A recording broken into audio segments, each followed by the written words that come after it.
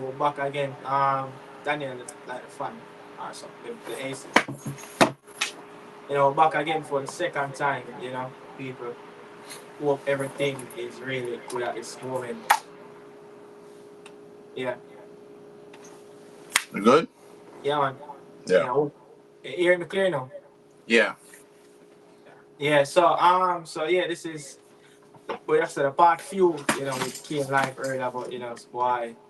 Yeah, tell about technology sometime. When it's ready, we beat it bad. You know what I say? Yeah, just have to just find the errors and try to correct it. You know. Danny, what is that going on in the back? You good, man? Yeah. You hear anything? Yeah, man, I'm good, man. I'm good. Okay. Yeah, so yeah, part few of the video, second live, the first one is some technical difficulties. Now we're supposed to back again, eh, hope everything is good on my end. I hope everything is good on your end for the next just to the end of the show, in the next hour and a half or two. Welcome back again. Always the weekend, what a wonderful weekend of football. I watch some leagues that you don't really get the opportunity to view, especially when you have the big names coming up like La Liga, the Serie A, yeah, especially the big one out of the park, the English Premier League. I watch so many games in the AFL Championship, League One, League Two, and I give thanks for Paramount for streaming those games and I forget the contract, yeah, in the US so we can watch all those games. But I mean, what type of football did you watch over the weekend? I was taking in some of the championship. I was, as I said, Paramount Plus starting to bring the championship. I never really able to get to watch it when it was broadcasting on ESPN, but Yeah. I was watching. I think it was Sheffield United. I think it was Sheffield United because I was trying to take in the Chelsea have a youngster that was loaned Yeah. this season here. His name Gilchrist. Yeah, Chris, yeah. Yeah, so I was taking him for a few minutes and so it go, but Yeah. over go ahead. No, go continue, I Yeah, I never really watched too much of championship football. I just wanna wait until everybody start getting their feet done. And this season Yeah. for sure, I'm take a good close eye on just some of the Jamaicans and that's playing in the championship and the League One, especially Kia, Kadim Dixon. I saw that he posted that Charlton results on his Yeah. Instagram. So, even your store that the deal is over the line now. You're just waiting Yeah. for that clarification from the officials. Yeah, right. So for sure, I'll be checking in on Kadim once he's fully into the team and made the match day, so I can Yeah. really see what's going on with him. But my time, I was checking in on the last Chelsea preseason game. See the full team and see what we'll be doing in the upcoming season. But otherwise than that, nothing much. But Yeah. Chelsea. The marquee game that me watch over the weekend was that big Yeah. one in League One. Wrexham. The story behind Wrexham when it comes down to viewership in the US. The Hollywood owners. They beat Wickham 3-2. Wickham, formerly. I don't know if he's a farmer reggae boy, I would say, or he's a current player. I don't know if Garrett McCleary, is he retired from professional football. But yeah, Garrett McCleary, played in that game, Wickham at home at the race course in Wales. Everyone who is following that story with Wrexham knowing that a team that been coming up for the last 6 to 8 years, yeah, over 5 promotion back to back. So they spent a couple seasons in League Two, and finally got promoted. Another one too as well. League One is going to be very interesting because you have Wrexham there is going to bring like they're going to be the marquee team in that division. Yeah. Kieran Anderson, as a regular boy player, hopefully, in a few days from now, Kaim Dixon can get his official unveil from Charlton Athletic.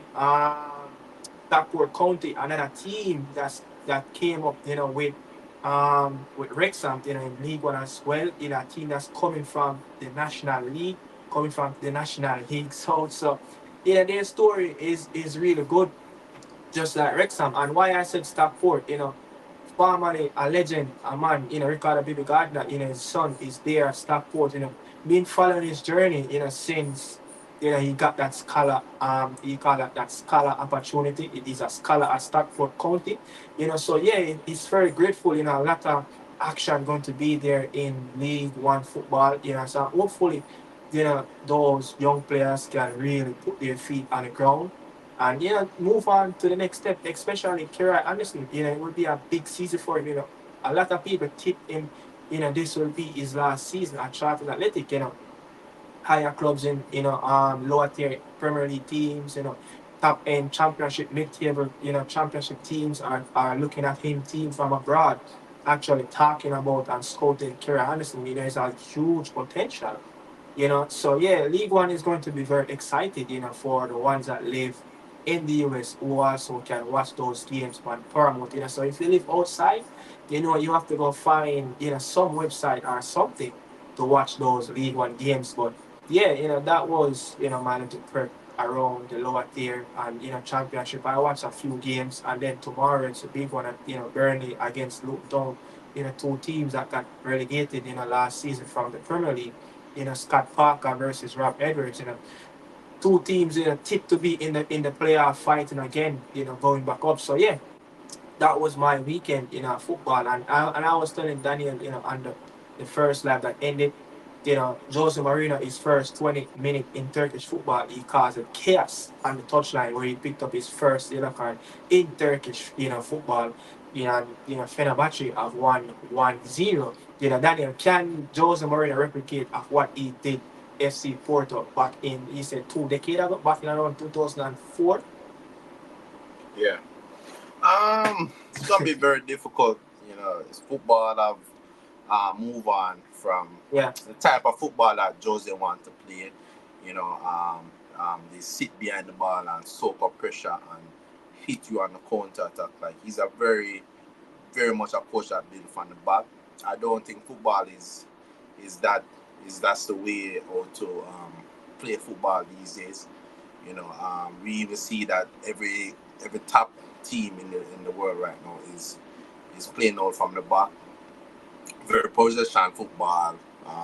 So it's gonna be very difficult when you have the teams like City, Real Madrid, Liverpool, Arsenal, Bayern. It's gonna be very difficult, but I must say I was rooting for him to take up an international football. I think that's where he's that's type of thing would suit him more. A little bit slower. Something that he can work on every windows. But one thing with Jose, anywhere him go, him always win trophies. He went to Roma, won the Conference League, and he brought him back to a final. So you count out Jose, that's for sure. yeah, Like you expect Fenerbahce is gonna be very competitive in the Turkish league and very competitive. Are they in the Champions League or the yeah. Europe They're going to be in the playoffs. in the playoffs? So Yeah, if they do able to make it through the playoffs and make it to the Champions League final, to the Champions League knockout in the group stage, you expect them to be competitive because once with Jose, he know how to organize a team and but yeah, never say never. yeah, A lot of people said never. A lot of people said Jose finished, but he's one of my favorite coach from all time. But yeah, yeah. Never say. they never Yeah, say never never. say never. 2004, you have that Real Madrid Galactico team, so he won it. And you have that Manchester United team that he beat at Old Trafford, you know, with all those star players, so you just never know what can happen. But you said Yeah, two things about Jose, the type of football that he play, more likely, sit back, play team on the counter. yeah, And you said another thing, but before I move on to that, the style of play of Jose Mourinho, I wouldn't say they sit back and attack counter attack in the transition. I don't think it's really 100% die. But I think it's more of you have to be like a mixture of both. You can play the defensive and hit team in the transition, but it depends on how you're going to play. It's a different system now. It's not like the old fashioned way as old Jose used to play it. Yeah. He just not know that he can't be too naive in his style of play, especially Fenerbahce, especially a team that rich history in Turkish football. You know, their team, the fans them, they're so passionate. They want to see a lot more fluidity in the attacking part of the game, where they can go again. This league have gone down to the last two rounds in Turkish league, neck and neck, between him and Galatasaray, so he brought in, especially, to get Galatasaray off that podium and get trophy, for Fenerbahce as well, and make a deep push where whichever European competition, he's going to play in is either he's going to qualify for the Champions League in the playoff or he's going to drop down to the Europa League. But it will be disappointed, for Fenerbahce to drop down in the Europa League, the caliber of coach that they have. They always want to make that deep push. They always want to rival Galatasaray, in terms of anything, off the field, on the field issues. Do you ever see an under 19 game between Galatasaray and Fenerbahce? 20,000, 30,000 people watching the under 19, the rival and the competitiveness and the atmosphere, between those two teams, in Istanbul. It's very fierce. I think you have to go to on the other side of the world, in the El Clasico, between Boca Juniors and River Plate. That's where you could find another fierce rival like Galatasaray and Fenerbahce. You have something that you always want to say? Yeah, no, Turkish, they're very passionate about football. Yeah. If you see the Euros, like they have one of the best fan base at the Euros. Yeah. So they're crazy. Yeah. Galatasaray, Fenerbahce, Besiktas. They have some one of the craziest fans. Yeah. So as you said, the lower youth team football, I've been Yeah. 20,000 man. 20, 30,000, between when that is crazy. Galatasaray and Fenerbahce is playing. Yeah, That's crazy. yeah. But as I said, with the Jose thing, I think when I said they've moved on from theme style football. Jose don't care how he win match, even Yeah. if it have 2%. But in Turkey, they do care. But see, the thing is with Jose, I feel like his thing is like when he go up against a better team, like a bigger team, he will sit behind the bar. But when he go away to like a lesser team, he will let his team play on the front foot.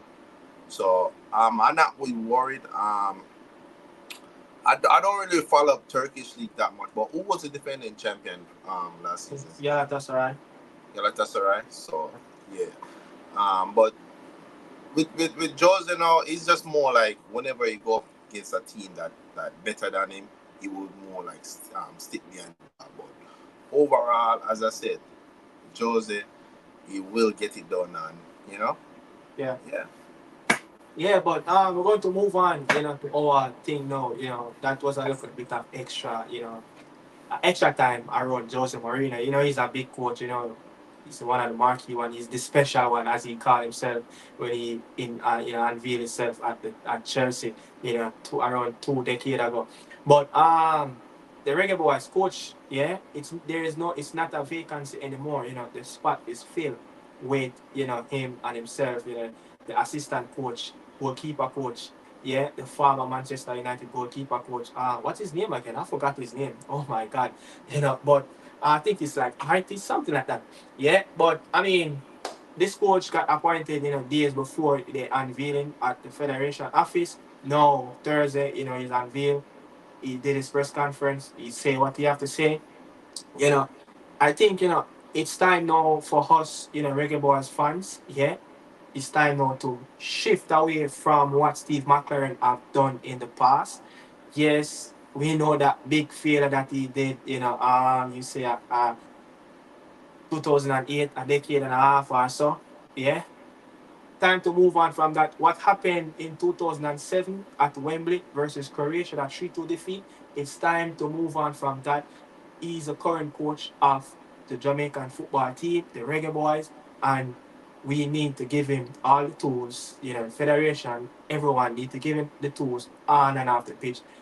So this man can be a successful manager, and so he can pass on the baton. What he said, I've Grimson have done a very good job. I've gave him a good shirt, a good button to lead the team. Yeah, he's trying his best to put the team into a better shape. So when the next manager come in, it can be the same, and it will be an easier job. The team will be in an advanced position in terms of the ranking.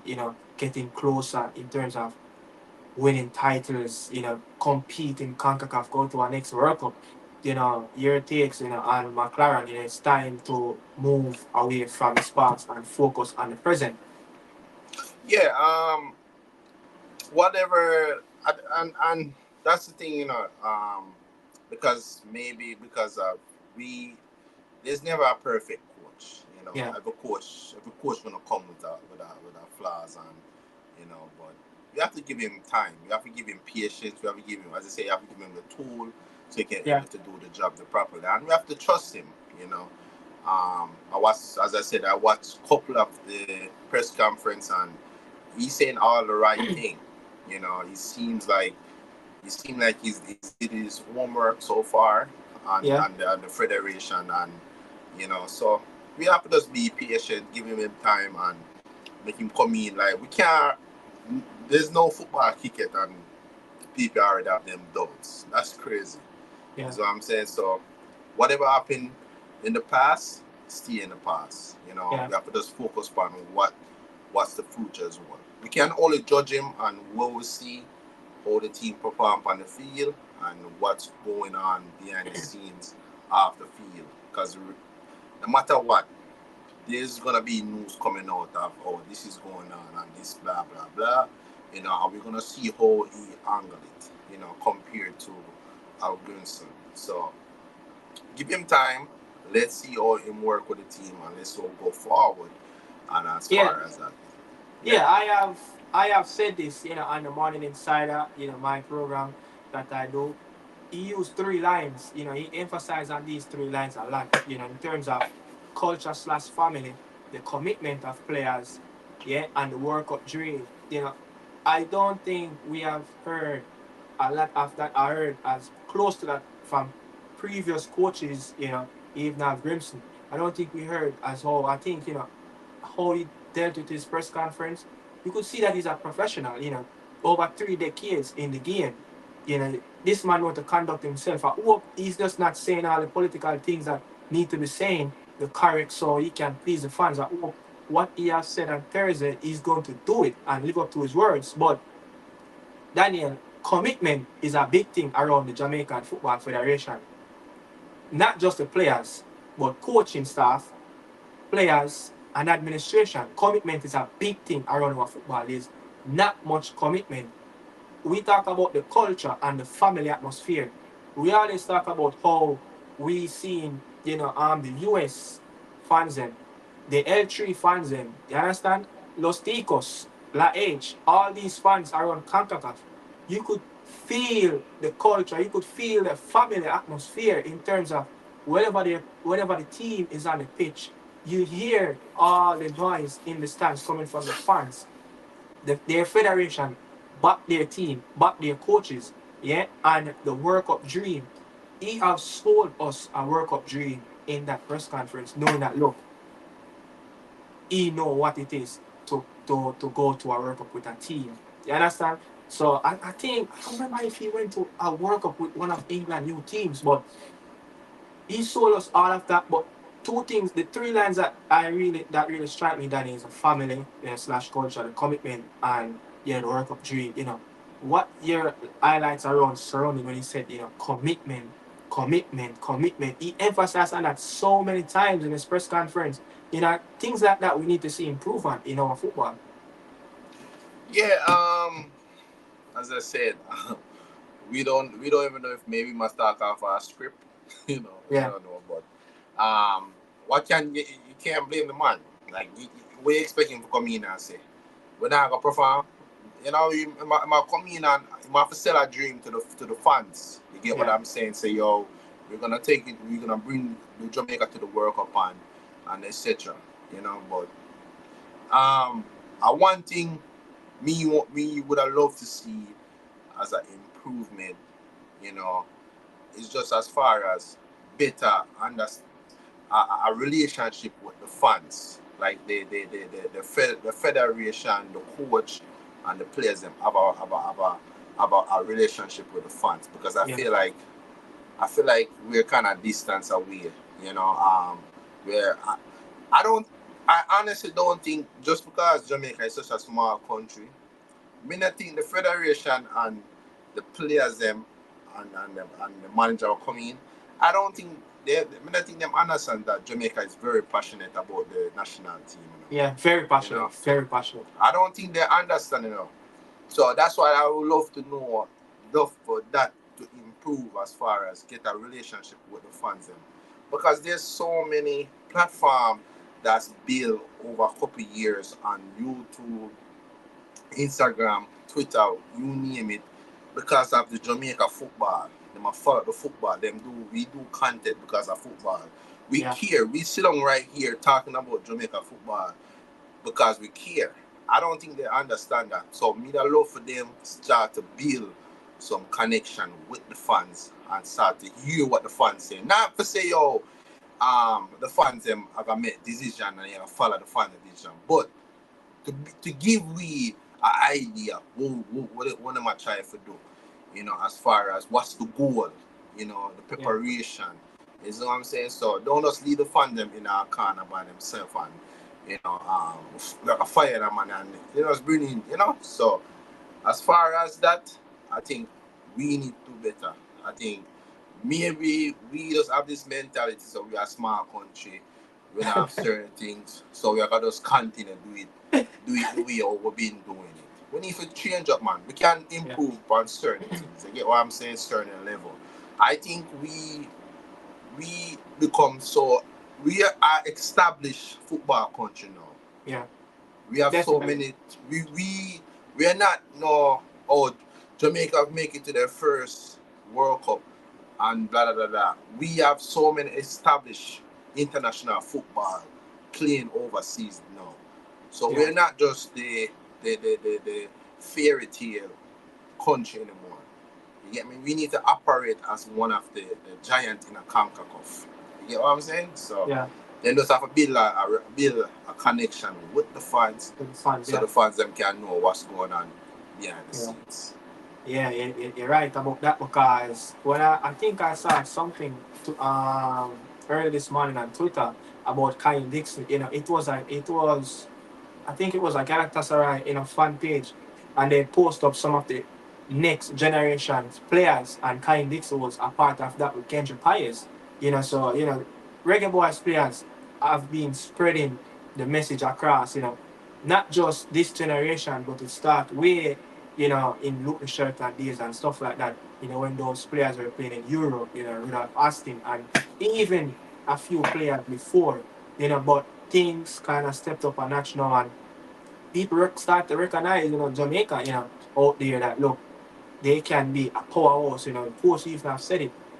Just to look on the file and look how many players, with Jamaican heritage can represent the Reggae Boys. It's just happy to know that look, he recognized that and he can do his recruitment, which he has even said in the press conference as well. But I mean, we want to move away, from Steve McLaren. His next big job is at the National Stadium against Cuba, and I hope he can take care of business.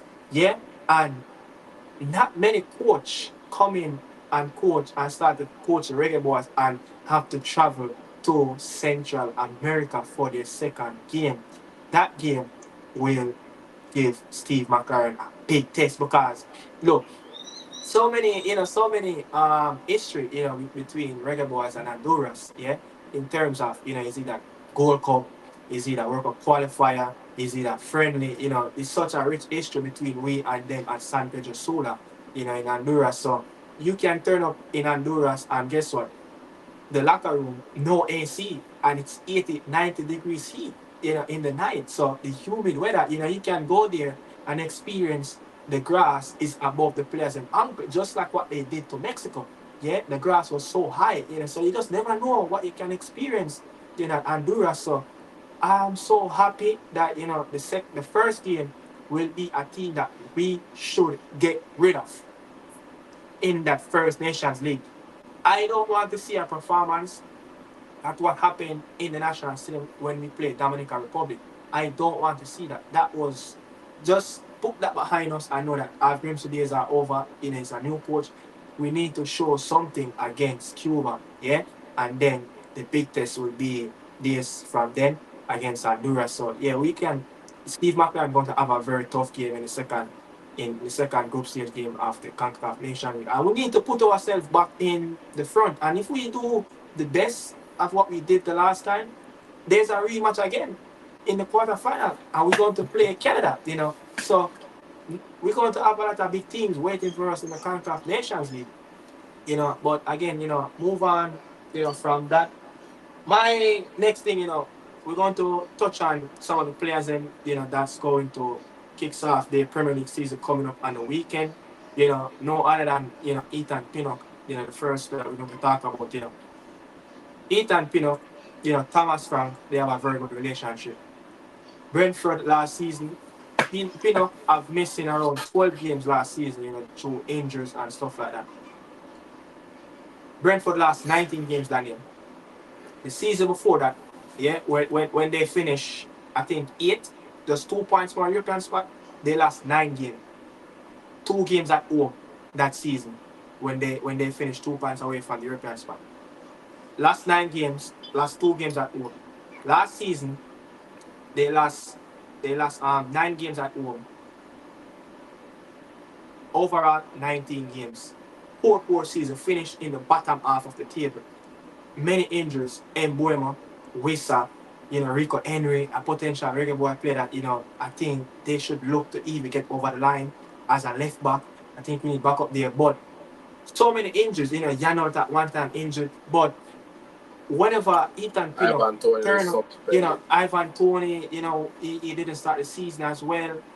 They're missing players for African Cup of Nation. The poor run of form continued when Ivan Toney came back and full. If you take away that whole game that he scored, there's nothing else towards the highlight of Brentford.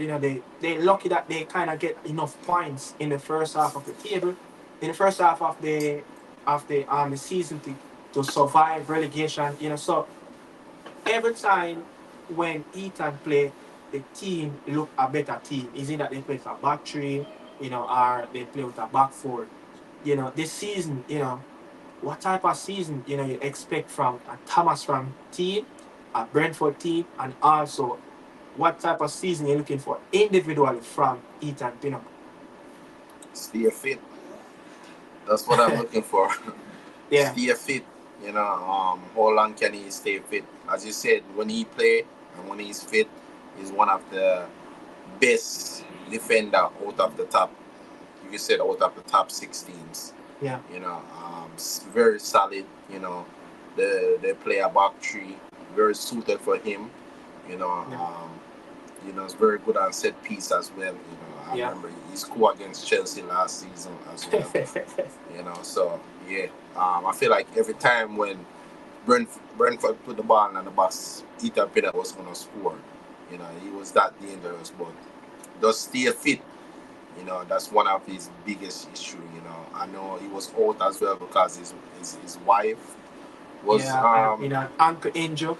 Yeah, so he could just stay fit, be solid as well. Brentford, I don't really see them make any signings. Oh, they did sign one player. The player from Belgium Pro League, but he got injured. They're about to sign somebody from Liverpool for the Yeah, but their marquee signing is the Brazilian. I think what Rodriguez. He's from Club Brugge. He scored. In his last, I got his file here. In his last 2 seasons, he played 98 games and he scored 48 goals in his last 2 seasons. That is their marquee signing. He already injured? And he got injured. He got an ACL injury. He's going to be back for the new year. Crazy. But So it started already. The injury started already. You know, Pinnock, throughout the preseason, he missed a few games because of injury. Yeah, that's the main problem with Pinnock. Pinnock, just stay fit. Brentford. I'm gonna be doing my prediction for the Premier League, but I'm gonna do more research. But I feel like I have them as, if for me, if they lose Ivan Toney, they could go down. I know Thomas Frank is a top coach, but I think offensive wise they need more. You get what I'm saying? Because I don't think the scoring at home and winning games at home gonna be it for them this season. And we know the Premier League get competitive every year, but Nathan Pinnock, for me, the biggest thing for him this season, stay fit and give me at least 30 games of the season. This season. At least 30 games. Yeah, since couple seasons, it seems like he just struggled with injuries.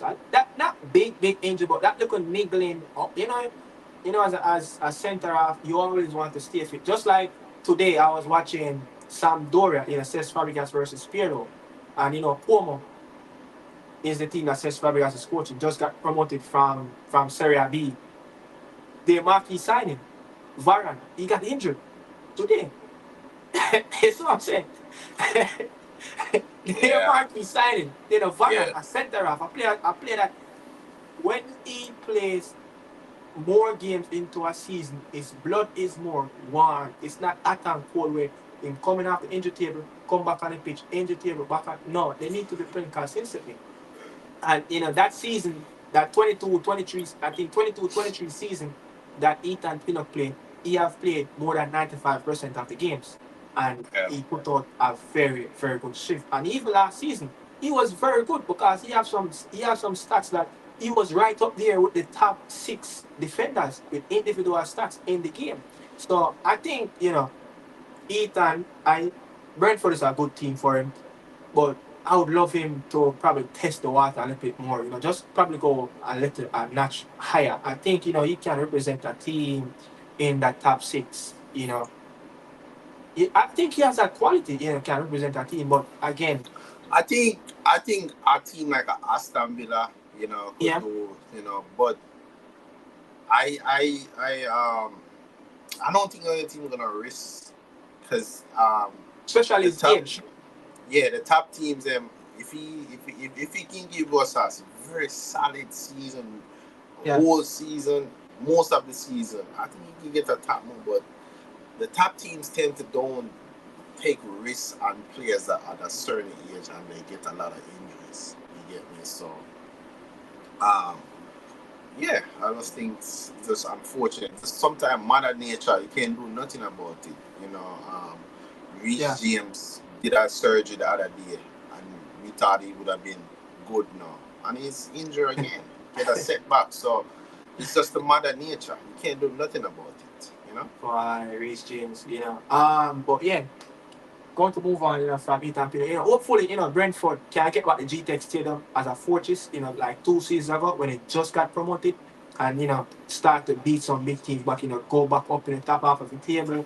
Ethan Pinnock get a longer spell, on the pitch, so he can be competitive, and whenever, Steve McLaren call him up, hopefully, there's no issues, no family issues, no personal issues, so he can come and represent us in the Nations League. I need all the big players to come on board in the Nations League, so Steve McLaren can really see what he's really working with in terms of big name players. But another player we're going to touch outside of the box a little bit before we come back to England. We want to start off, Mason, a player that, they tip is really, really close, to represent the black, green and gold.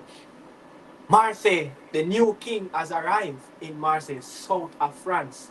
No more Kylian Mbappe, League One, the Farmers League, the Uber Eats, is looking for a big name superstar to come on board, a lot of excitement, Hopefully he can drag eyes from towards the French league, Your first, before we go into his final, but your expectation are what was that news he was looking for, after he got that transfer at Marseille, after Roberto deserved team. You're saying what's my expectation for Yeah, Mason? what Mr. was your Greenwood? insight, first when you heard the news, you got the deal done? I think it's a good move. We know what happened between Mason Greenwood and the after field incident. I Yeah. don't think I don't think any we gonna say, even though Marseille is a traditional big club, but I'm gonna say in 2024 I'm talking about Real Madrid, Barcelona, Chelsea, Manchester, like those, like Manchester City. There was never was gonna the club was gonna go and buy Mason because of the off the field incident what happened. Yeah. So going to a club like a Marseille, Marseille have been struggling over the years, Yeah. financially, and Financial, they have not been too good in the French league, league. but they did make the Champions League every now and then. But very good start for him, to start back over his career and get his foot running. A very good coach to be Roberto deserved it. working. Very good coach for attacking players Yeah. to work under too. Very good Yeah. there. So He seems like he just he kind of give me that Unai Emery instinct of coaching.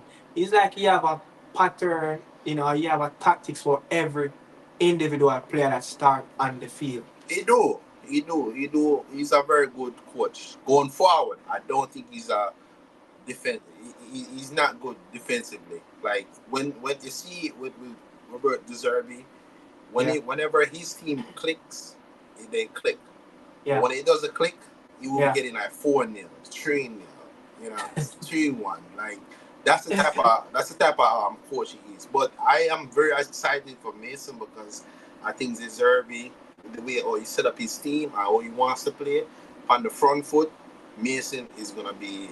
I expect Mason to score a lot of goals this season. Yeah, I expect him to score, at least 15 goals a season. And I expect Marseille to be challenging this season for me. Yeah. Even though he's still gonna have PSG to be the fierce, but yeah, I'm gonna be taking it. Last season wasn't a pretty,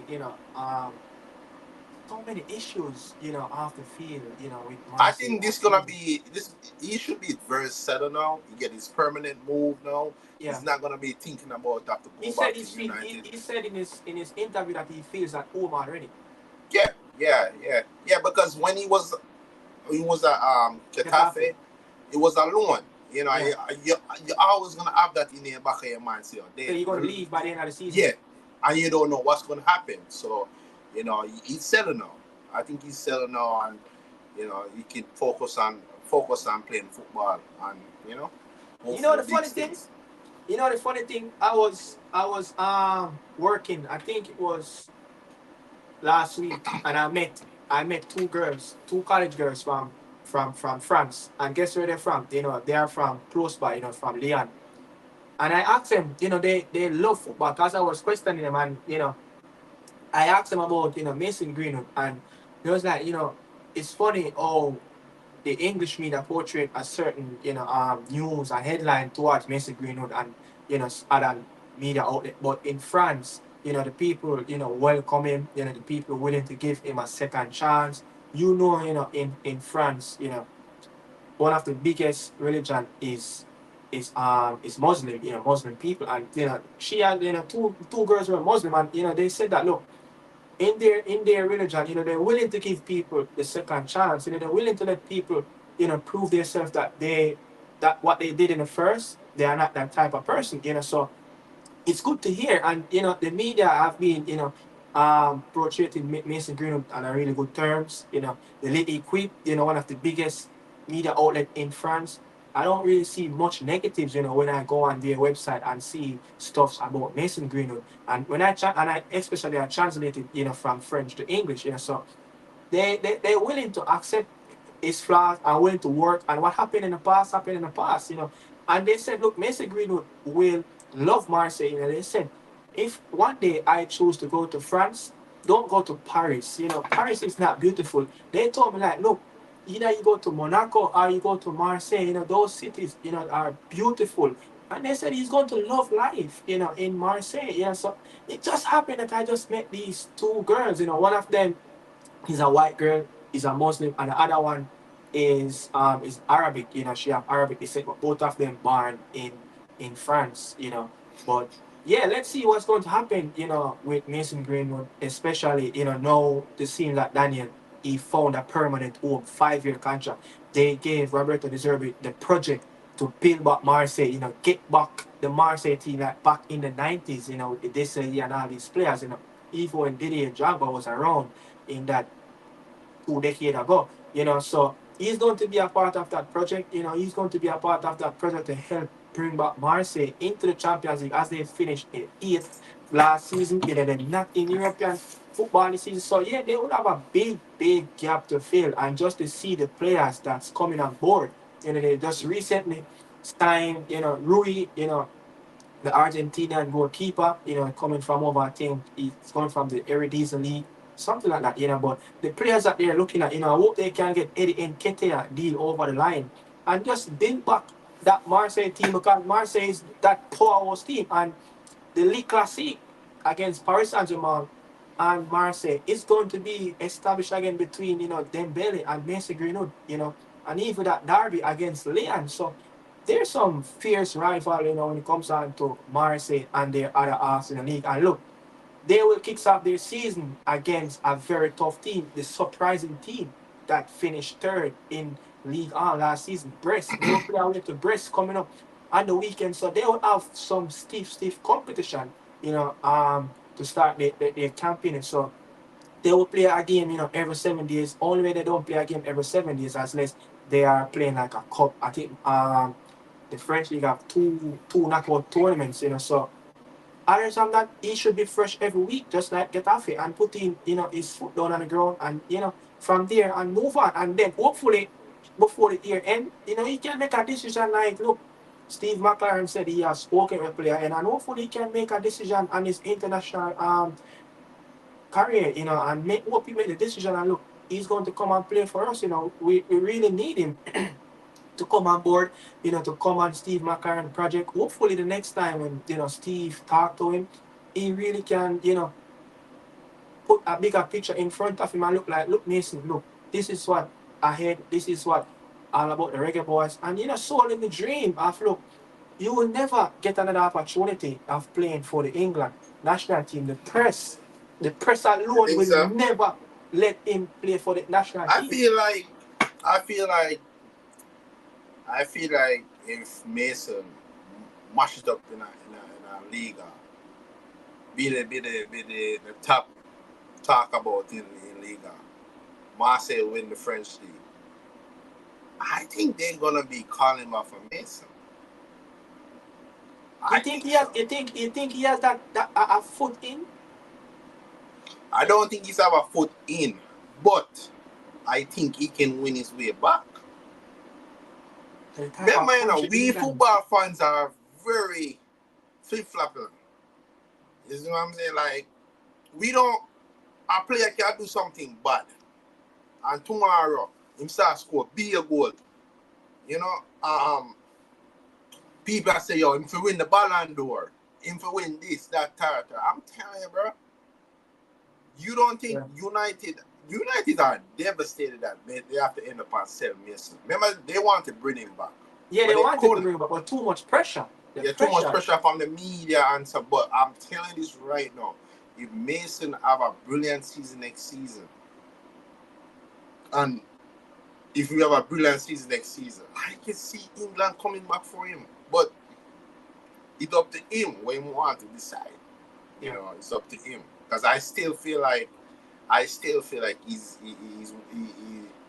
I think he loved the opportunity to play for Jamaica, but in the back of his head, England is then a part Yeah, and different. I think he's you know what I think, Daniel.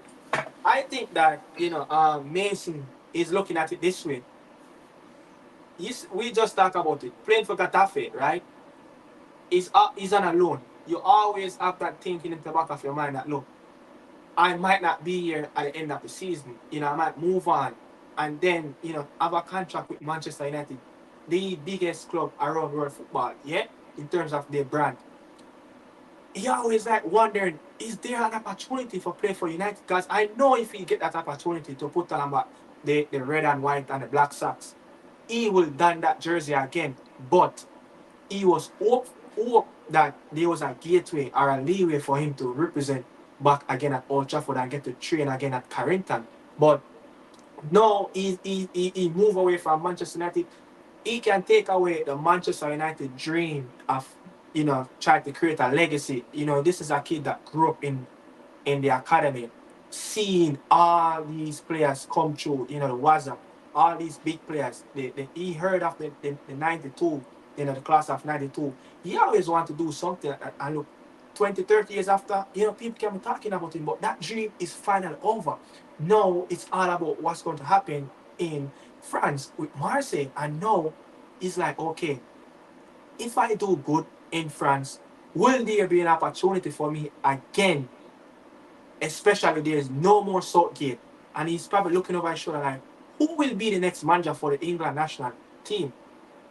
We heard many stories, Eddie Howe, heard that they're waiting for Pep Guardiola. But it's like, maybe wondering like, what if there's a manager that comes on board and really likes me and really would put pressure on the FA to call me back into the team? So you can't fault him if he's have that last gaps in his back of your mind. And I'm waiting for that opportunity. That will arise if I perform at the best and put back Marseille on the map in world football. I'm telling you, if he did it, I'm telling you, they're coming back for it. I watched a documentary with David Beckham. And when David Beckham was getting, it's not compared to what Greenwood get. They were crucifying David Beckham, their best player, their superstar. You get me? When David Beckham get red card in the Euros and they blame him, the whole country hate the man, and Beckham still fight and play through. I'm not saying what Mason did is anything okay. It's bad. But I'm telling you, if he have an outstanding season next season, they're coming back for Mason. I'm telling you. It's up to Mason what he wants to do.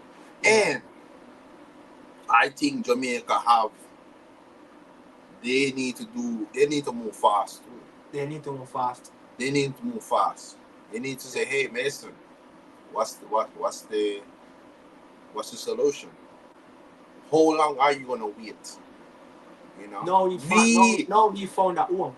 And I think if we actually, I remember when I first hear Mason gonna play for Jamaica, and I was saying that, damn, why do we have to pick up this player with all this allegation and controversy, But then again, me look point and say, yo, okay. Mason should look point and say, yo, so England turning back on me. They don't want nothing to do with me. And Jamaica has been, rooting for me, even when the world against me. Yeah. So, him supposed to look on that. Him supposed to have a soft heart nine for Jamaica and say, Jamaica really, really, even one, and people say, yo, no, what not the Mason could come out of Jamaica for? So I think maybe that's working in our favor, but we always know that England is the big fish. Yeah. You get what I'm saying? Like, all of these players dream to play for England. I don't know why, but that's where they're born. That's where they're born. England is a elite national team in the world. The resource, the Premier League is the richest league in the world. The FA is one of the richest FA in the world. Someone in the comment, Vibes Addict Entertainment said, if he scores goals and win, they will definitely call him up. Lee, I'm not a fan of the JFF, but I have observed a lot of positive changes within the organization so far. I think I What have changed? Maybe the appointments of the last two coaches, they probably show signs of going out for top managers. I think that's the only positive signs I have seen. Yeah, that's it. Yeah, that's the only positive signs I have seen. Until instead of them go local, because we thought Miguel Yeah. Coley was gonna get the job, and I thought that giving back to our local coach would be a very easy option. So Yeah, that would be an easy option. But you know what they're looking at? They need these big name players like Mason, Reese, one of the Ramsey, Gibbs. One of those, they're looking for get at least two of those players over the line. so you're And saying and they're looking at like Miguel Coley, is statue of a coach. He is pretty much unknown to the English market. yeah. There's nobody pretty much know this coach, Miguel Coley in the English market. So they're like, maybe look, Steve McLaren, I think it's always someone that who have that influence on the English market. They will go and pick. If you really look at the names be swirling around, yeah, there's always those coaches that have something to do with the English market. They would have picked. So I just think that a part of an experienced coach, but someone that can recruit as well and get the big names over the line. As I said, the JFF is looking at a coach to get at least two more big names over the line. But I don't think they should be even looking at it that way. They should be like, we need to do what we need supposed to do as an administration. That is their job. That is their job, as administration. They need to do what they're supposed to do and let whatever coach, whatever like a coach like Steve McLaren, it's bonus. You get a coach like that and can help, to help the recruitments of some big names that's playing in England. You know what you was going to say? I was gonna say that for me, as far as the federation, with the guy was saying that who said that about change? But you're right. You're right. Lee, you're talking about Lee? Yeah, but you're right still. You're right. I think the reason for bringing Steve, I think you're right to influence those players from England. I think have a connection, and they will respect him. They see CV and this is an English guy, and then I feel like he have a better chance than getting these players to come and represent for the team. I think Mason probably knows Steve as well. These players know him. You get what I'm saying? So as we speak, I can guarantee right now him already talked to the most of the players in England, overseas, and getting all the details he need to do, because by the time we'll quit, and next month I international. Less than a month away. Yeah, so I'm assuming that that's one way to go. But I don't want Jamaica, the federation, just only to focus on just the overseas. We still need to make sure that we are doing home, we are work in our backyard as well. Yeah. So don't just hire a coach just because you don't want to get close to the players in overseas. You get what I'm saying? Like, we don't want to just say, all right, cut off that part there. No. We need to make sure, say, you don't want to get close to the top talent in England, but make sure, say, the players them in Jamaica, once them good enough, they're getting the opportunity as well. You get what I'm saying? Because me don't want them just only caring about what's going on overseas. We should still look for players like Kadeem Dixon, your Whispers. You get what I'm saying? These players that just pop up out of Manone Cup and become good players. They won't able to get deals overseas if they wasn't good players. So and we as a nation, we still searching and we still looking for that big national academy where all the responsibility and the onus is on the Jamaican Football Federation, where we can find the best under 17 talents around the country. Yeah. And make sure we have a camp at least twice a month, on a weekend. Make sure we have at least over 15 camps, 20 camps a year.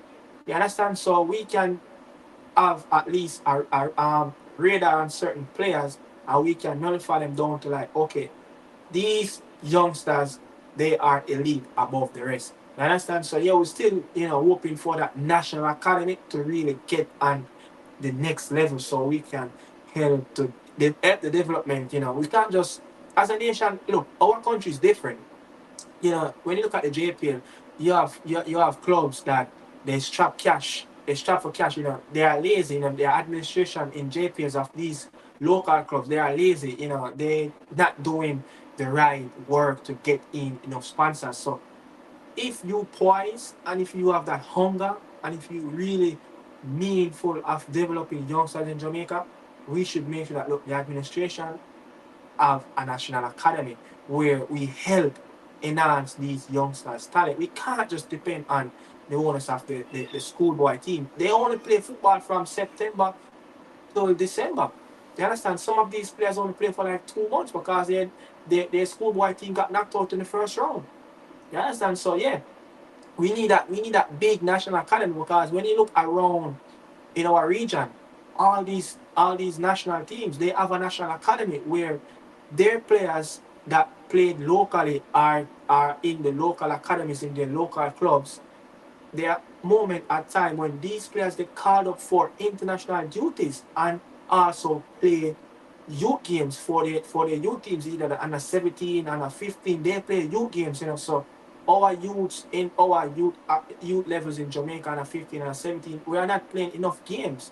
How many times you see the national team excel the CONCACAF championship, just like what the Reggae girls just played in Costa Rica against 80 USA and Costa Rica. Oh, different from those tournaments. How much time we see those girls get to play a game, a friendly against other teams. It don't have to be teams from in Europe. It can be the same teams around in the region.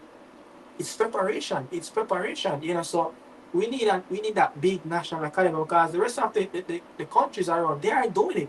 And that's it. And that's one of the biggest reasons why we are falling behind when it comes down to youth championship around in CONCACAF tournaments. So Yeah. until we can really fix the issues locally, yeah, and try to merge those local talents with heritage players abroad that playing at the highest level in England, in the US, and some part in Canada, outside, of the UK and in Europe, then we can actually go distance in youth football. But as speaking now, Yeah. just depending on the JPL clubs, it's just not going to work, because these clubs, as I said, they are lazy. Their development is not as good. The infrastructure is poor. Yeah.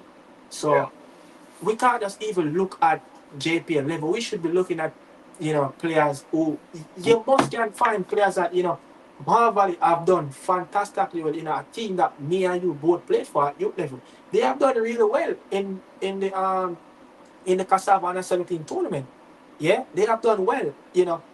Other teams, you have Shartu, you have Olympic there. You have talents from there, so you're not just going to find talents from Harborview, Tay Valley Waters, or Garden. You have other talents that playing at lower tier football. So we need that big scouting. Jamaica is not a big country. It is. It isn't a big country. It's just the population of what, 3 million people. Jamaica, you can drive around Jamaica a day. Yeah. So it's not a big country. So we can do better in terms of setting up a scouting report, and set up a scouting team that you have one down there. I think they said You remember what, Middlesex, Cornwall, and something like that. They split the country in three. Remember, you used to learn that at primary school. So set up scouts in those areas. Weird, Westmoreland, where you have Reno down there that side, and you have Treasure Beach down that side. So you can get the talents in, and you can identify and know what you have in the country, so you can get the best youth talent. So it's just not England. It's just that we just lucky in that way that Windrush and gave us that blessing in the sky, where our great grandmothers, some people mother, some people grandmother, went to England and spread this Jamaican heritage, this Jamaican tree. And now it's just, you see, just like what had happened, we can do the same thing locally and spread, local talents. And from there we can get the youths out of the country as fast as possible. From 16, 17 youth that get shipped out. So yeah. Yeah. You have anything to say? No, you're spot on. Yeah.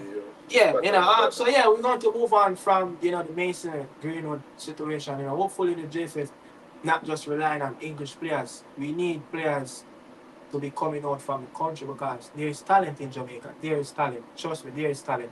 Now you have that at least one individual talent that play in a Manone Cup, and that has to come every season. You just need a vision. You just need that scout to spot that player, yeah, and it can work out. And we need to start this ignorance here and talk about Manone Cup is not good enough. So just because the player Manone Cup is not good enough and the player dominates Manone Cup, that doesn't mean that player is not good enough. That player only can beat whoever is in front of him. You get what I'm saying? Yeah. Don't say Manone Cup is not good enough. If you see, you can tell if you know watch football and you know football. You can know when somebody is a good footballer. Doesn't matter the league when playing and he might dominate that league. You get what I'm saying? Just like what we say Whisper and Dixon came up. These players they look we advance to the players that they're playing against. But does not mean that player is not good enough. Just because the league is not good enough. You get what I'm saying? Yeah. So don't judge the player because of the league he's playing in. Just as a JPL. Don't judge JPL players and say they're not good enough just because the league they're playing in. If you see a good player, he is a good player. Just the league might not be very competitive, but these players have the talent and they can play if they give them opportunity on the international stage. Sean Sutherland, said, none of the local not good. Look, that's what I'm saying. If you automatically judge them because of the league they're playing in. You're not even no fun I say the league. But no 90%, 80% of Jamaica people will love football. They don't even watch Jamaica Premier League. They may just watch a 1 and 2 match, but they don't. It's like how we follow the Premier League, the La Liga, and we follow it up. I don't think enough of them follow up the league. You get what I'm saying? So only us go off the league not good enough. The league not good enough. Come on, man. Look at it this way. Rudolph Speed used to have Cavalier go to Scandinavia and play some youth tournaments. Craig Butler, for the last couple of years now, close to a decade, Craig Butler bring youths go to Europe to play against these academies. These players that have wonderful facility. They have everything at their fingertip and their toe to be the next superstar in the world. But guess what? When we play the world, when we play but when we play these big academies at the age, say 16, 17-year-old and beyond, between 13 and 17, when we play these academies, just like a Craig team, a Phoenix Academy, how much of a gap these English academy, these players are better than Craig Butler team, are some of the youth teams that played in Jamaica, just like the former assistant coach of Arnett Garden, Eric, the Dutch coach who's at Jamaica, he's coaching Campion at the moment. He's having, I think his academy up there in Campion in Kingston Academy. They went to this big tournament in the US. And I think Ballers Academy, look at how many of these private owned academies in Jamaica go on overseas and they played really well. They matched up to the better academies than that who have more infrastructure, more money, everything at their disposal to be the best. Our youth in Jamaica, if you are at certain academies in Jamaica to be exposed to certain technology, you're just not going to be getting these top training. And when our youngsters go abroad with their academies, they played at their best and they actually play these white kids off the park. So I'm saying, you can't just write off youth and say, the youth are good, because many of the times when the recent tournament of the under 20, Jerome Wade, look, that man get basket for Water. The team not even developed. The team not prepare well. So you can't say all of the players on that under 20 team not good. And we hate to see when we write off the youth them, and this is the thing. You can't just write off a youth at age 15 and 17. Yeah? Who know that Mikel Antonio would have scored over 100 Premier League goals in his career? Who know that? Would have scored so much goals at his age. He was just this non-league bulldozer player. Who did know Ethan Pinnock would have been at that level? These players weren't good enough at that age, at 13, 14, to play at the highest level in the English Premier League academies. What's his name? That played for Luton, Omari Bell. These players coming from lower tier teams. So if our players can, all the man need is an opportunity. That's all they need, an opportunity.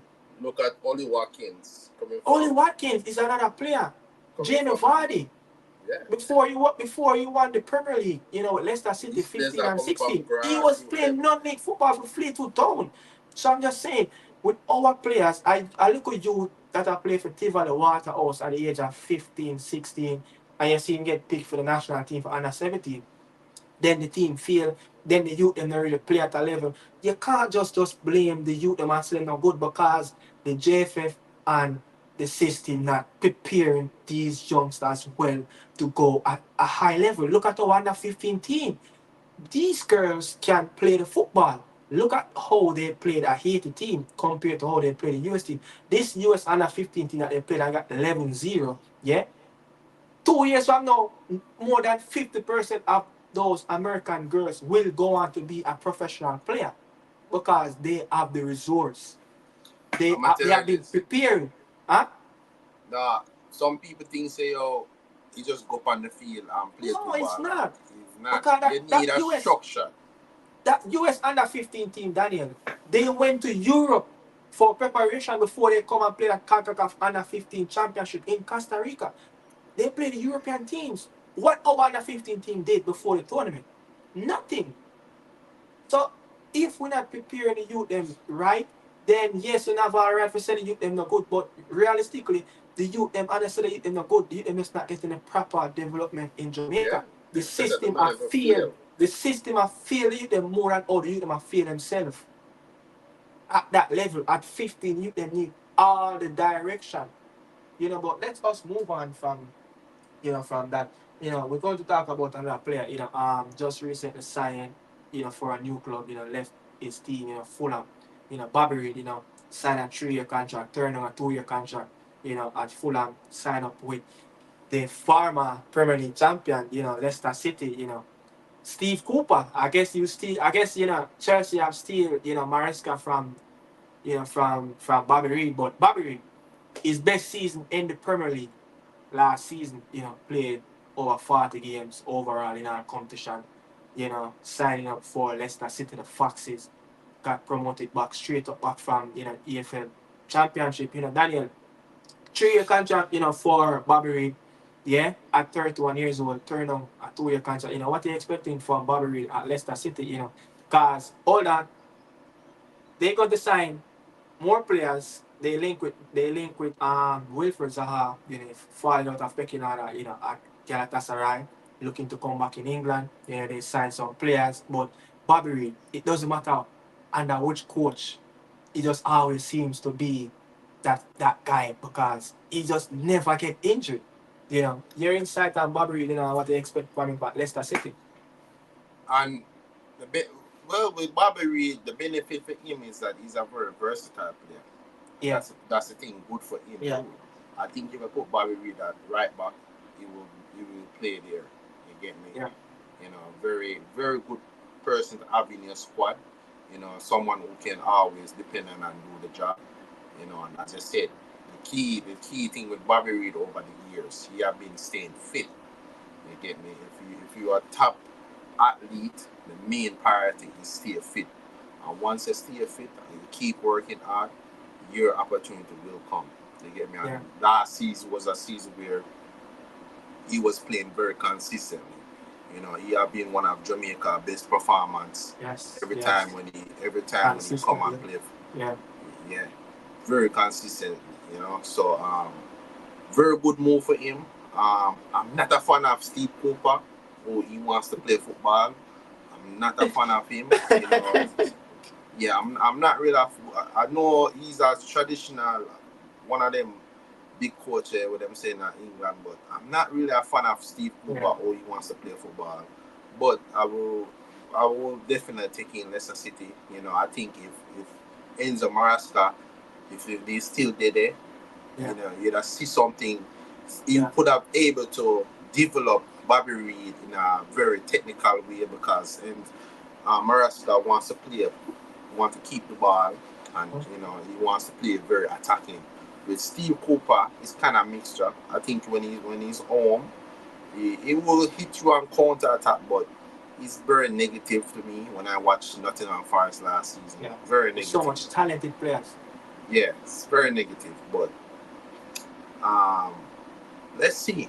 Hopefully Bobby Reid can get opportunity. You know, he can play number 10, he can play on the right, he can play on the left. You know, they're gonna, as I said, they're gonna sign Wiffles. You know, but I would see Bobby Reid playing the number 10 role because Leicester City they lost that player to Chelsea as well. What's his name? Chelsea signed the player from Leicester City. He was their number 10. What's his name? I don't know. Chelsea did sign a player from Leicester City, just as though they signed Maresca. And that player used to play the number 10 for Leicester City. So I'm assuming that they bring in Bobby Reid to replace that player. Okay. But Steve Cooper, Bobby Reid is his first signing too. You know? So that's his first signing. Yeah. So I expect him to get much opportunity. But as I said, very good hard-working player. Never complains. Just keep his heads down. And just get out. Very pro and professional. Really good. Yeah, really good. I got the opportunity to talk to him, you know, when we were at BMO Field in Toronto. He's a very good guy, you know. He don't shy away if you go up to him, you know. Very calm, very humble, you know. And you know, Bobby Reid, this is going to be a big season for him, especially at the age of 31. You know, the contract that he signed, he was looking for a 3-year contract at Fulham, but they didn't trying to give him that much. You know, he's 31. They offered a 2-year deal, but he turned that down, willing to sign up for the Foxes. You know, Steve Cooper sold him the project. You know, Steve Cooper really liked that player. And, you know, on the Leicester website, you know, he said, you know, Bobby's a really good player and he's looking forward to work with him. But Bobby, you know, with his talent and his versatility that you talk about, he always going to be in that manager plan. He always going to have an opportunity to play every game. Why? Bobby Reid don't really get injured. For the last 6 seasons for Bobby Reid, he have played 30 plus games in all competition when he played a season. So that's a very, very good record to have. And, you know, last season, 41 games, you know, and what around 11 goals involvement, you know, in terms of, I think, 7 goals and 4 assists. You know, so yeah, his stats is right up there, you know, his last season at Fulham. So that was his best season playing at the level in the Premier League. You know, move on, you know, look, there's no loyalty, you know, around football. You know, not many people show that. So being around, 7 years at Fulham, he went down with them. He came up back with them. He went down with them. So, you know, he stood there on the lows, you know, with Fulham. Now it's time to move on and, you know, to prove himself to the Foxes. But again, this season will be a very big season for Bobby Reid. Age 31, you would say this is his last big contract as a professional. Only if he can perform at the highest level or perform at a higher level than how he performed in the last 5 to 6 years at Fulham, then, you know, at the end of his contract when he's 34, he can negotiate and ask for something close to what he's getting at the moment, you know, at Leicester City. And, you know, talking about Leicester City, you know, one of their former coaches have died, you know, I saw that as well, you know, his name, I think Shakespeare, something like that, you know. But Daniel, anything else on Bobby? Any expectation? No, you know, I expect him to be very decent this season, you know, put up at least 10 goals. Yeah. You know, so Leicester City, they went down and came right back. You know, the quality of the team, you know, even though they lost Enzo Maresca and the player I'm gonna tell the player that they lost because I don't wanna. They lost Dewsbury. Yes, Dewsbury. Dewsbury. Yes. Yeah, he was their number 10, but I expect him a very, very good season for him. But yeah, good luck to him. Did I'm sending you something. I want you to play it whenever you get it. But yeah, we're going to move on. Mikel Antonio. At West Ham. United. What the hell is this? Mikel Antonio at West Ham. Oh, it's that time again. Talking about Mikel Antonio. It will be what his 10th season at the Hammers. Did you receive that message? Not yet. This is his 10th season. At West Ham, and it's just always the answer. You remember that podcast that he did? We talked about his mental health. Did you receive the message? No. Yeah. All right. So I want you to go on and play that clip. Play the clip for the people so they can listen. Play the clip of Mikel Antonio speaking. Premier League, who's had the most speculation about their future the last 2 years. Could turn it up.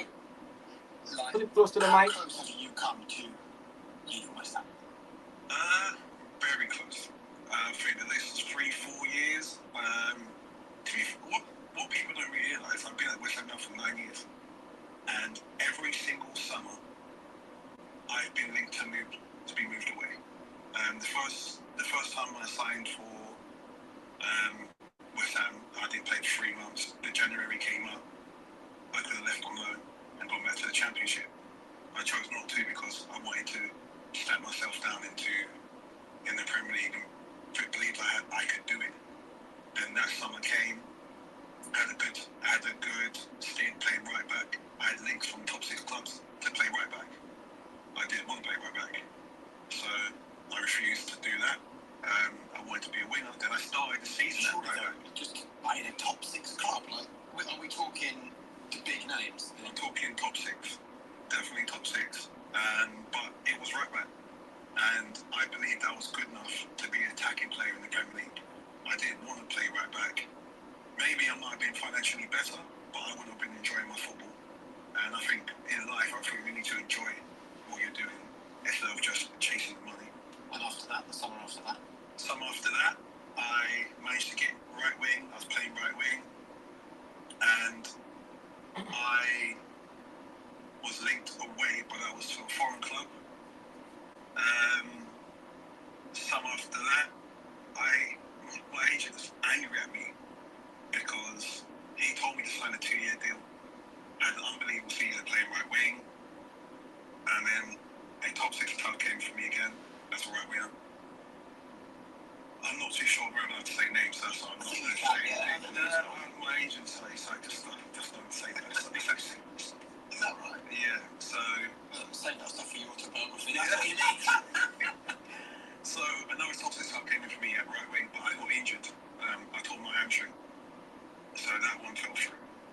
And just from there, I've always had to fight for my place. New managers came in, and they wasn't too sure about me because I know it. I can say it myself. I'm not the prettiest player.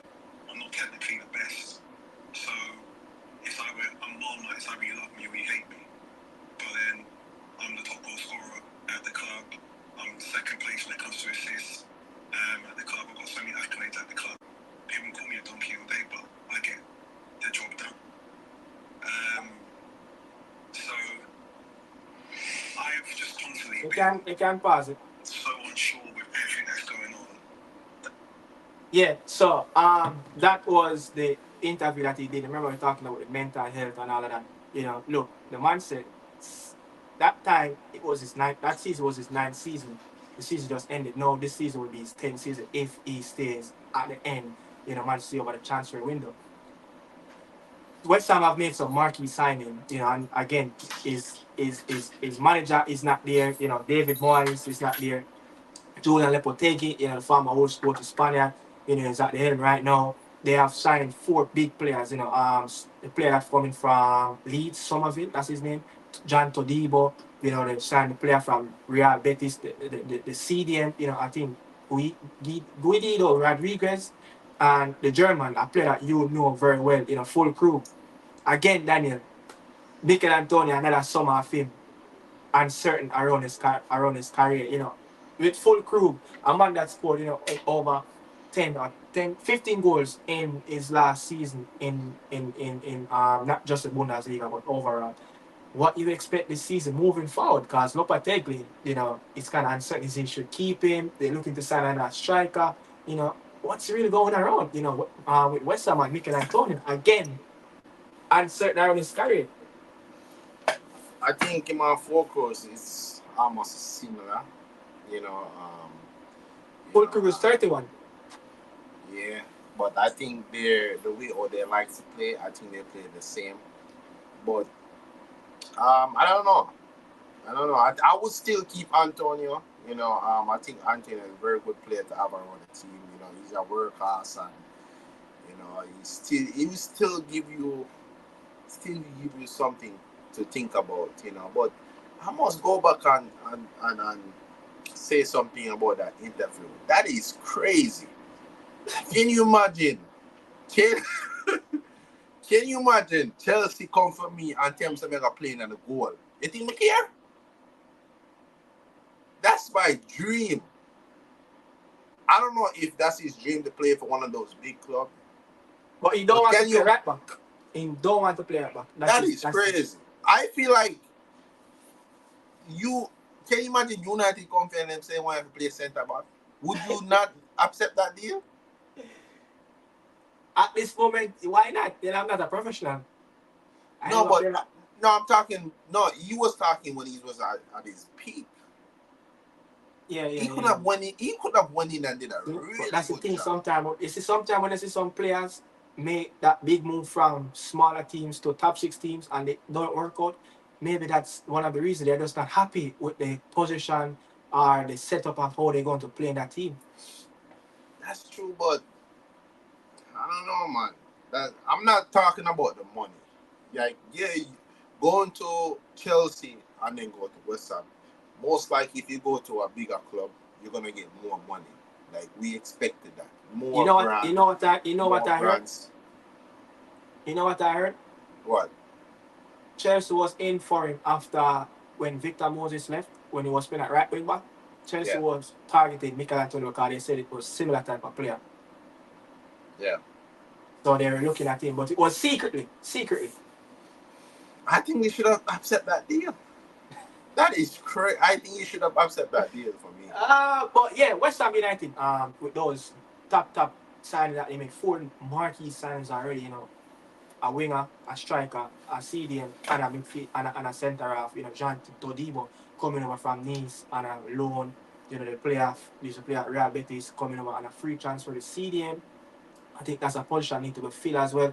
Fullkrug as a striker, young player coming from, I think he's a Dutch player, Somerville, from Leeds, where you think, West Ham will manage to finish, at the end of the season?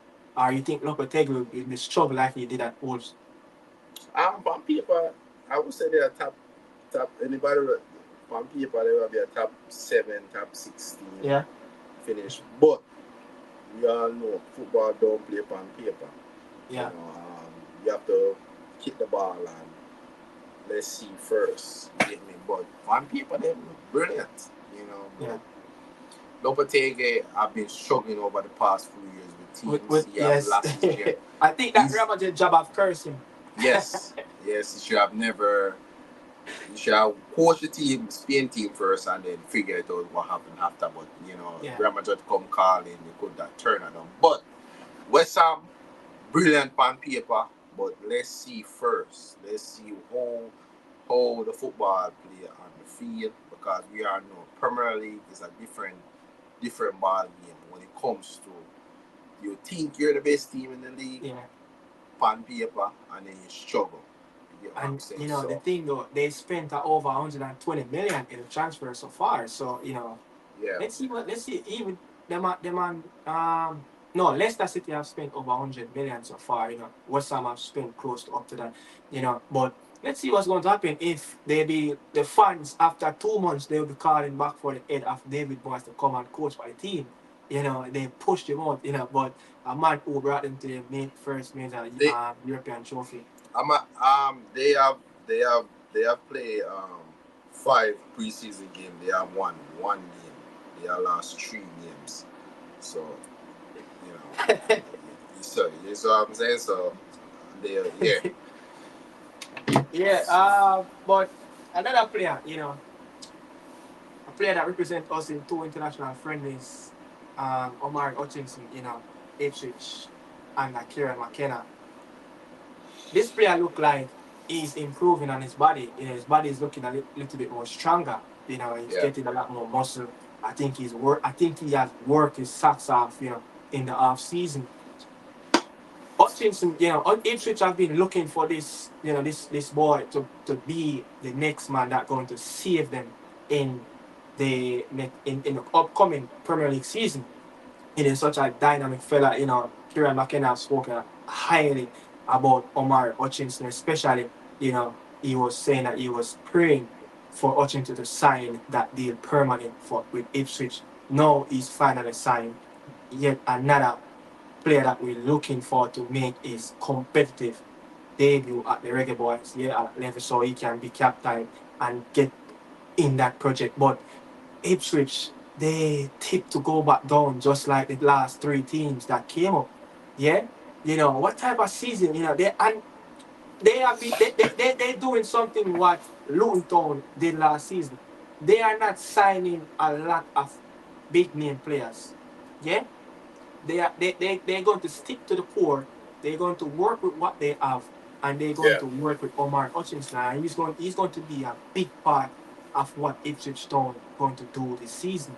Yeah, Ipswich Town, Kieran McKenna, and Omari Hutchinson. What type of season you're expecting, especially from the Reggae Boy?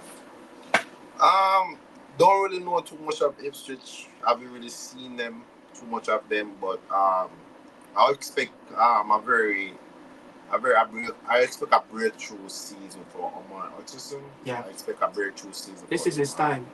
Yeah, I think he should be one of the, out of all the top teams. It should be one of the brightened young stars that burst on the scenes in the Premier League. So, looking forward to see how he do. As I said, he's basically working on the physical aspect of his on his body. I remember when he get that debut on Chelsea when he came on. Looks very small. Look like, what is this 14 or 15-year-old on the field? But since he went to Ipswich, he able to build up that his body to be physical. Because we know playing in the Premier League takes a lot. So I think very skillful player. I thought he was gonna make it at chess, but he was just one of those where he just so I'm happy that he left, because I just know that he never was gonna get the opportunity to play for Chelsea. But let's see how he perform, and hopefully he still can. Accept that call from Jamaica too, because I'm expecting, Ipswich to be battling bravely down that lower half of the table, trying to be survived. But a team, I think they have a very good culture. They're kind of similar to Luton Town, back-to-back promotion, from League One football, to Championship, now into Premier League. You just never know what you can get. And when you look at that, another team that down there in League One, Charlton Athletic with a few Reggae Boyz player, one of them the goalkeeper, Kieran, soon to be Dixon. You just never know what you can get. Nathan Jones at Charlton Athletic, a similar coach type. And I think Kieran, like Ipswich Town manager Kieran McKenna, he's just 38, 39, one of the youngest, manager in the league. 1 second. So he's going to have a lot on his table, to deal with, especially when the 3 clubs that came up last season, are going back down. So he'll be looking over his shoulder. But I'll just probably think, he should make a few more key signings, to shore things up, especially in that midfield. I think they kind of lack that player that, Luton other than Ross Barkley. Yes, Ross Barkley didn't save them, but he kept them in a lot of the games that they played. They don't really have that player in that 6 or that 8 that they can really depend on someone that can push the team forward, to make the connection from the midfield tree or the midfield to the front two or the front three, whatever formation, Kieran McKenna is going to play. And, the season that Omari had at Ipswich in the AFL Championship, it's going to be at 2 more steps up. It's going to be 2 more steps up. He got loads of time on the ball. Ipswich Town was a team that a lot of teams kind of backed off on in the Championship. No, teams in the Premier League will be pressing at Ipswich Town. So it will test the craft and it will test the technical ability of Omar Hutchinson, and it will show where his development is at the moment. Is he that Premier League ready, or he still need to be working more to be that player, that established Premier League player? But I think his potential can make him a Premier League player,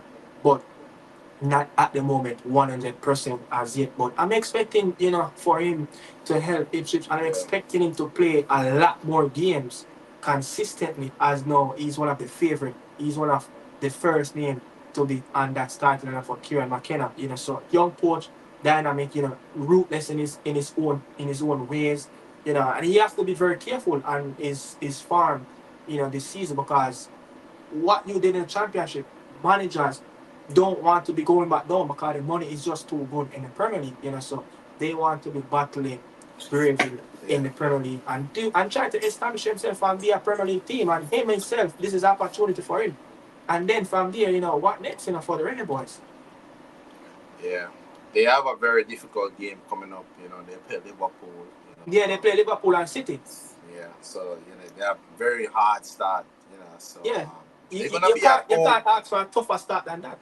Yeah, but they will be at home. First early kickoff on Saturday. But early kickoff on Saturday, right? Yeah. Liverpool are not good at lunchtime kickoff in England. And Ipswich Town, this is their first Premier League game since 2001, 2002.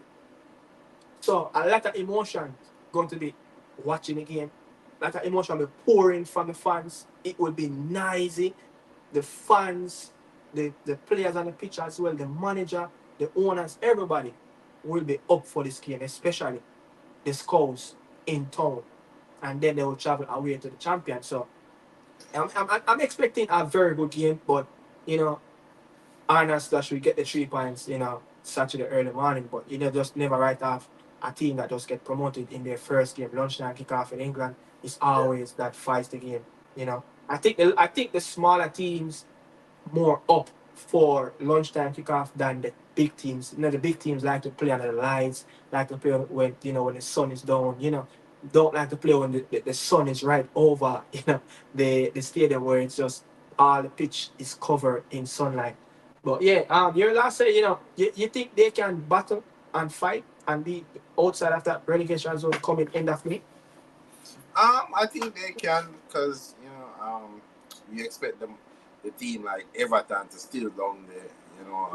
Nottingham Forest, the Southampton, so they've been very impressive last season in the Championship. I think we all know Championship and Premier League is different thing, but I expect them to be very competitive. I expect this season gonna be a very, very competitive. The teams have not really do a lot of transfer this off season because of the FFP. Very, very restricted club for making a lot of these. So there's gonna be a struggle for them to avoid the job. Because coming up on the Premier League is from the especially they want to keep their players that they came up with from League One, and some of the players that they bought in the Championship together in the Premier League. They want to keep that culture. Brentford did it. Brighton kind of did it at first. Norwich City kind of do it. A few teams have done it, but you have that team sometimes that came out that spinner, splash the cash all over. Yeah. But yeah, let's see what they're going to do. We have one more player that we're going to talk about that I think we see it the best for the last. You know, Leon Chippy Bailey, back in the Champions League. I think Leon Bailey owed the Champions League something.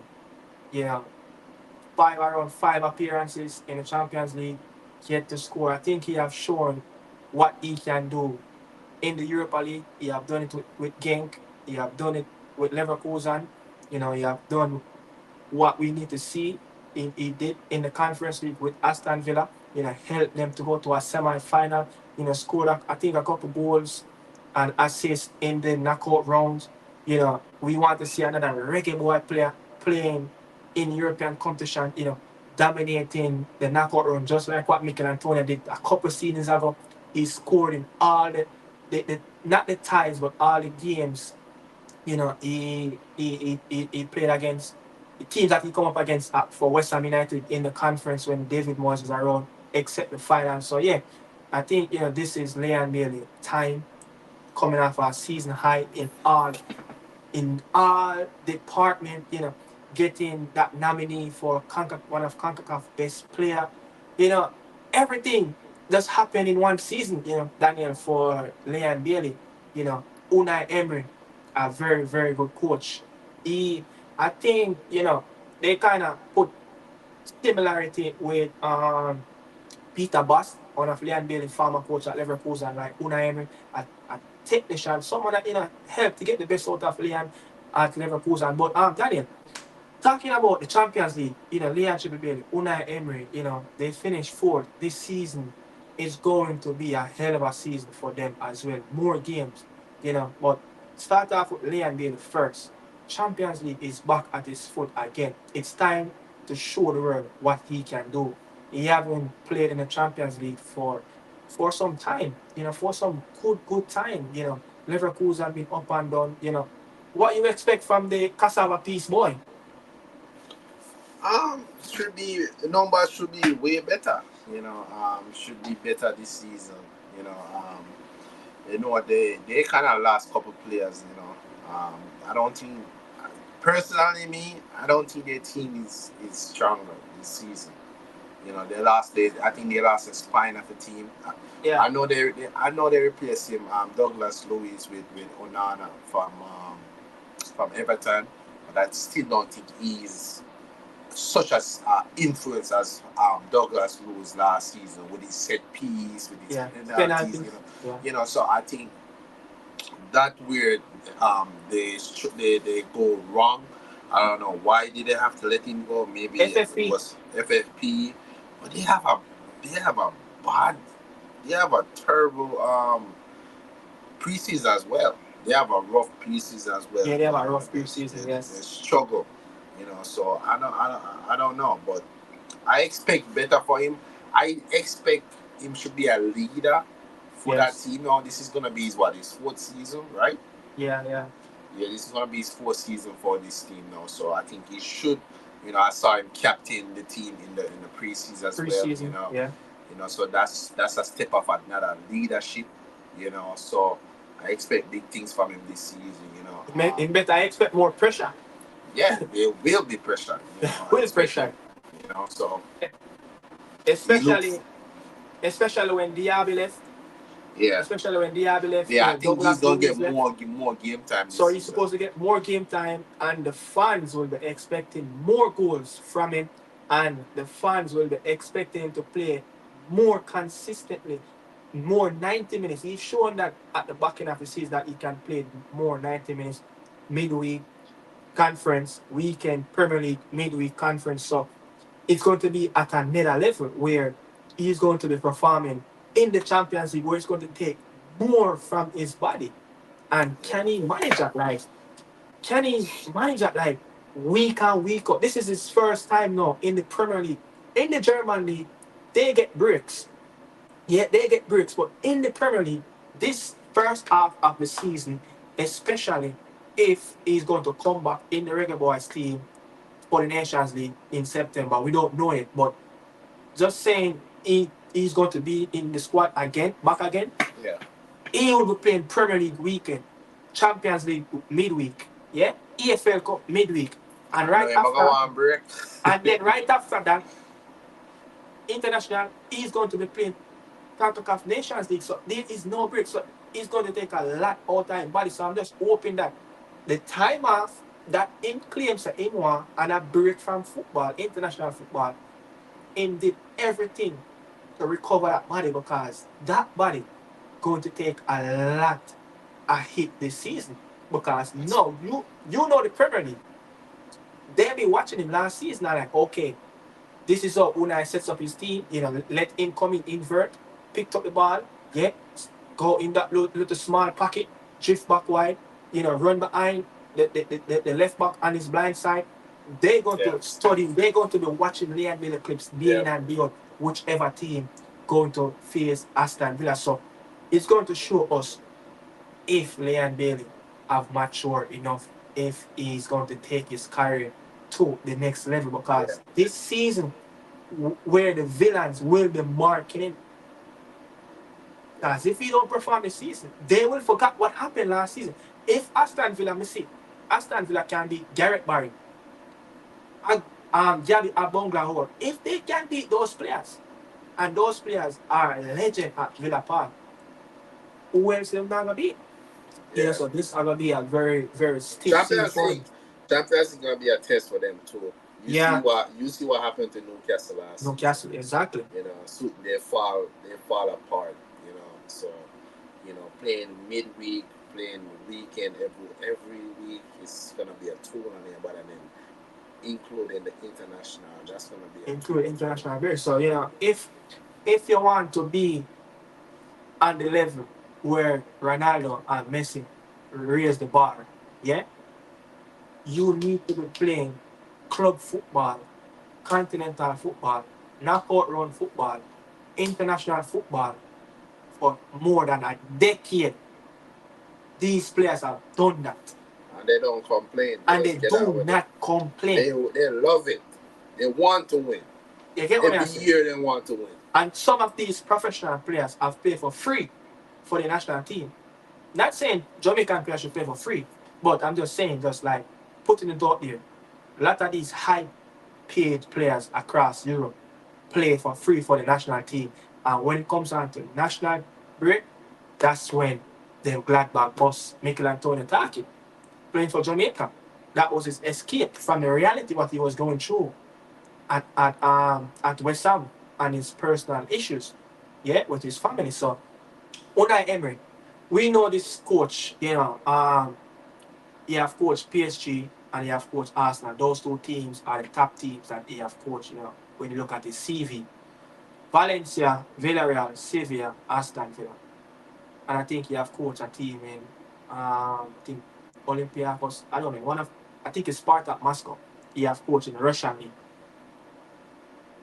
The two teams that I call Paris Saint-Germain and Arsenal, the top teams, put away that he have failed at Arsenal, he have failed at Paris Saint-Germain. He didn't bring them to the glory of winning the Champions League, Look at how he won the Europa League with Sevilla and beating Manchester United against with Villarreal, That was David versus Goliath.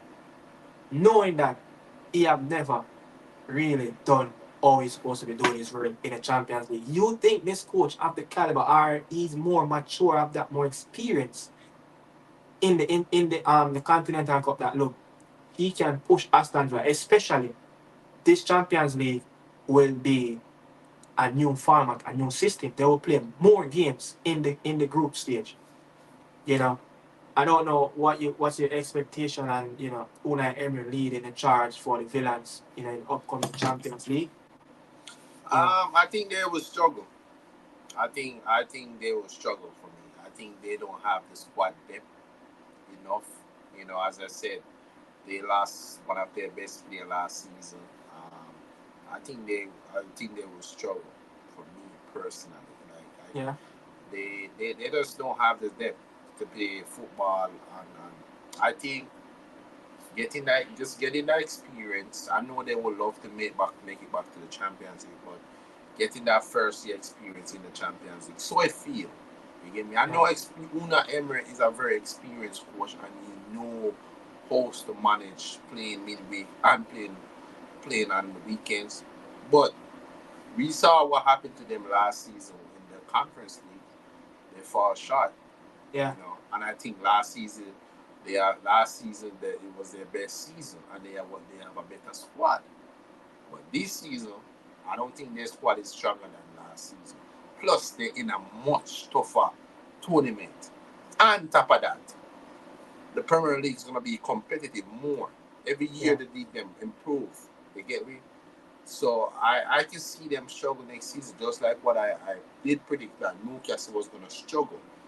You know, more games, more injury can be involved. You get what I'm saying? Yeah.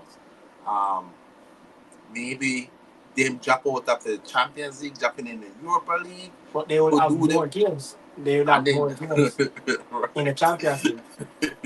It's crazy. I think like Aston Villa, they are not the team that people have to win the Champions League. You know, the Villains, what they will expect Aston Villa to do in this upcoming Champions League is to fight, is to play at their best. Don't get run over. You know, but Unai Emery, I think he should be looking at the Premier League. If I can finish in the top 6, it will still be a very good season for Aston Villa. Aston Villa is not a top 6 club or a top 4 team in England. And then he should be looking at, he should target one of the cup. Yeah, he should target the FA Cup, or he should target the Carabao Cup, which I think he should target. He should target the FA Cup, because why? They have so many competitions already going to play. You know, they stretch the amount of games that you played in the league format, in the group stage format of the champion. You're going to play more games in that first half of the season. Yeah, Aston Villa don't know if they will qualify for the knockout run for the Champions League.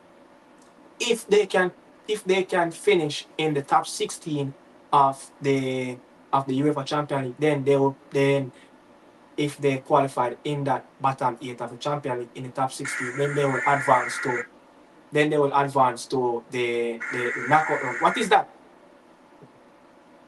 Huh? No, so what is that? You know, so if they can reach in the knockout run of champions, then it will be good. But I think they should target the FA Cup. You know, give the kids the EFL Cup. Let them play in the EFL Cup. You know, but you have to minimize. What they're going to do? You have to minimize. But they have so many tournaments. I rather go for the tour. I rather try and win something than just throw it away. As a manager, I know them have a lot of games and etc. But they're not gonna win the Champions League. The squad they're not gonna win, but they're not gonna win the Premier League. So you're just gonna throw away the cup games, them. That's why I said target the FA Cup, which is the second half of the season for them. Yeah, but they have to put out the strong team, and plus they be competing. We will see. We will see what they will do with the EFL Cup. I don't think you're gonna put out this strong team. What's Leon be the best position in this team when Diaby is not in the team? Right side, right wing. You don't think he could be that supportive striker with Ollie Watkins? Or that? No. I think you get bullied. Is he not that disciplined enough to play that? I don't think he can play. Or he need to be coming off the byline. Yeah, I don't think he can play. I'm not gonna say he's technical enough to know, and I think he's intelligent enough to know to come, but I don't know. I just feel like he's gonna get bullied from the midfielders. You know, unless he play like. I think they're going to miss the other piece. You know, I think they're going to miss his pace a lot. You know, I forgot about him too. He's the one that used to stretch the back line of opponents. You know, a lot of teams sometimes want to play the eye line against Aston Villa, but because even at City game, they stretch the back line. Ollie Watkins is very fast. Yeah, Diaby is very fast. He stretched the back line. Liam Dennis is on the wing. You know, and then you have John McGinn somewhere on the pitch who is running around, bossing the midfield. You know. But when there is that player going to be a new signing? I think that's the player that Unai Emery will looking to replace Diaby going there. I think, the ACLs that he got last season, Mings, when he come back in a few months from now, those players will be a new sign. Kamara. Kamara, going to be a new sign. But I just don't, the midfield is just, I think that's the issue. Can Ross Barkley live up to expectation? I mean, Onana should be a very, go ahead. I say, Onana, what he have done showed us just a little glimpse at Everton, what he have done in the Euros. Don't see he done anything for Belgium. But I think maybe he's a stopgap. I think he's a very good defensively, but I don't think he's good on the ball. And I think they're gonna miss Douglas Lewis with that. I think on the ball. You think Barkley was Douglas Lewis' replacement? No. But he played 8 at Luton Town. Yeah, but Barkley was the one that was driving them going forward. Though. He was more like a number 8 or a number 10. Yeah. Very good addition though, Barkley. Yeah, very good addition. His second stint, he was there with Dean Smith and Stevie Gerrard, I think. Barkley is one of them traditional English baller, just never going away. You remember them back in the days have this English baller just Sean all over. Garrett Barry, just all over the place. He just one of those. Just know how to get the game, how to get it done in England. You get what I'm saying? One of those pro James Milner. James Milner. Just one of those ballers where you just know that. Emile Eski. Darren Bent.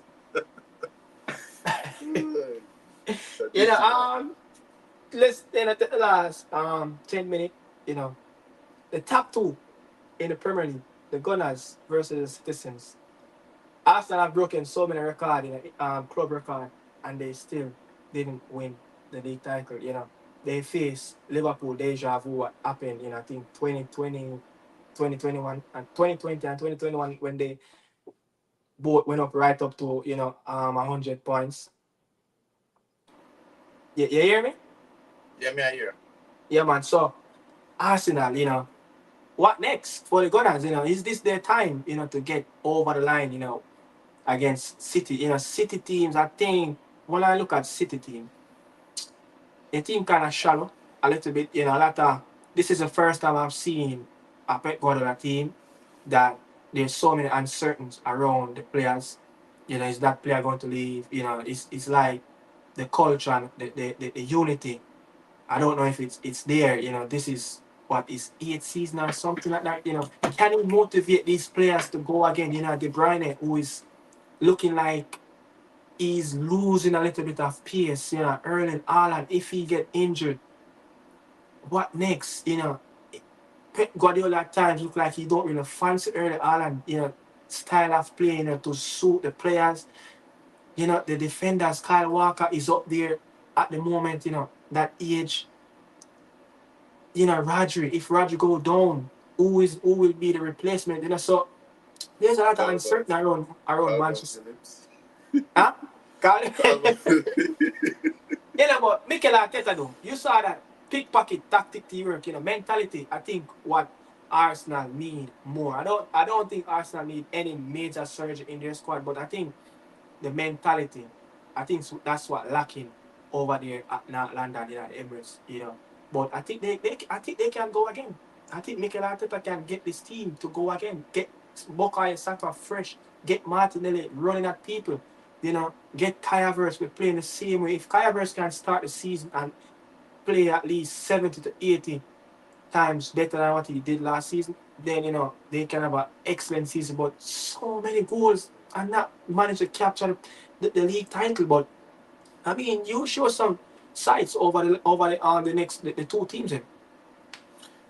City, I feel like every year we say the same thing about City. Say, it has to be the one where they just fall off. We're saying every year they still find a way for winning, but that's the good Pep Guardiola. But I don't know. I think if they lose Alvarez. You know, that's a very good player to come off the bench. You know, especially when Haaland is injured or off. You know, I don't know if City gonna go ahead and replace him. The market is still open, but doesn't look like they will. You know, as the whole preseason they've been playing all these youngsters, Ascabab, you know, all these young, even in the community shield, they play against United. Is Ascababa Makti is the new players that going to come through? I think so. I think so. You know, I think they're good enough too. They look brilliant. You know, McAtee, he was one at Sheffield last season, right? Yeah, he was at Sheffield United. When we was watching the game, I don't know if you see it, I could not tell if there was Bernardo Silva or Kevin De Bruyne was playing. He looked like the same team. Look, if you don't look on the number and the name, you don't think of the same player them play. You get what I'm saying? That's how good City develop these youths. So I would Pep Guardiola don't worry. You know, they're still gonna be up there challenging, and then Arsenal, they should not get a striker. Why don't get a striker? Havertz is not gonna win you the Premier League. Sterling did. No, but they have Aguero. I mean, Aguero spent most of the time on the bench. Yeah, but that's Pep though. That's Pep. Pep is the only one can win the league without a striker. I know Arteta think he can do it, and I think, but I go out and get a striker. They don't, and then they do have the money to. Jesus is not going to win in the Premier League. Jesus could be someone who come off the bench or play on the wing sometimes. They should not go and get a striker. Cameo. Yes. You know, then they need at least a 20 goals league striker to win you over the edge.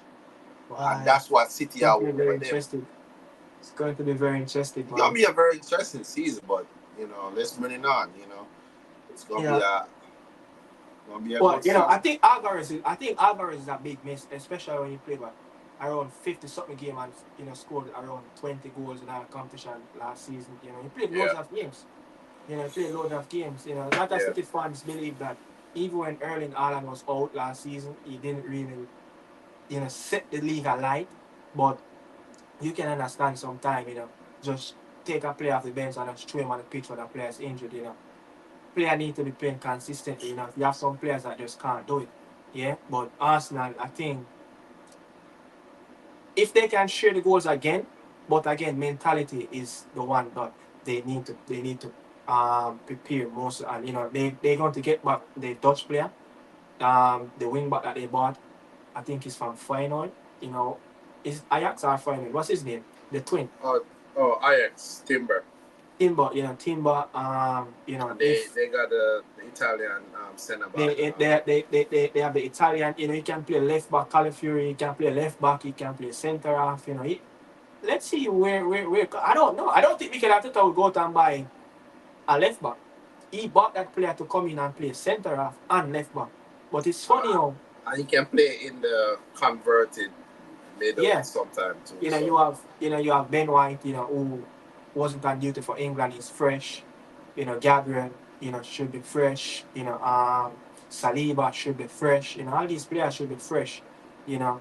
But one thing though, I think if they can map up the errors that they made in the goalkeeper section department and continue to score over 80, 90 goals coming up in the season, I think they should comfortable challenging for the title. But that one game at the Etihad where they think that point was good enough, that's where it cost them the league title. You understand? You know, that little game that they lost, that they drew at the Etihad, they think that it was a very good point. No, you know, but I mean, top four: United, Chelsea, Tottenham. We just talked about Aston Villa. It's going to be a very good ride in the top four. You know, I think Chelsea and United will be the outsiders. You know, I think Liverpool, City, Arsenal, Aston Villa, if they can play close to the standard that they left off last season, I think, you know, the top four should be pretty simple. But Spurs, you know, I think United, Chelsea are the three outsiders I want to look at. Look, Newcastle. we need to break in. But Chelsea, out of all those three teams, then it's just awful in terms of results in pre-season. The speculations around the club, but it's looking good in terms of the money. They might get all these clubs around European football 40 million for a striker at Atletico Madrid who haven't played any like first team games for Atletico Madrid. Here it is. Here it is. The deal collapsed today. The deal collapsed? The deal collapsed today and they're going for Joy Felix instead. So they're going.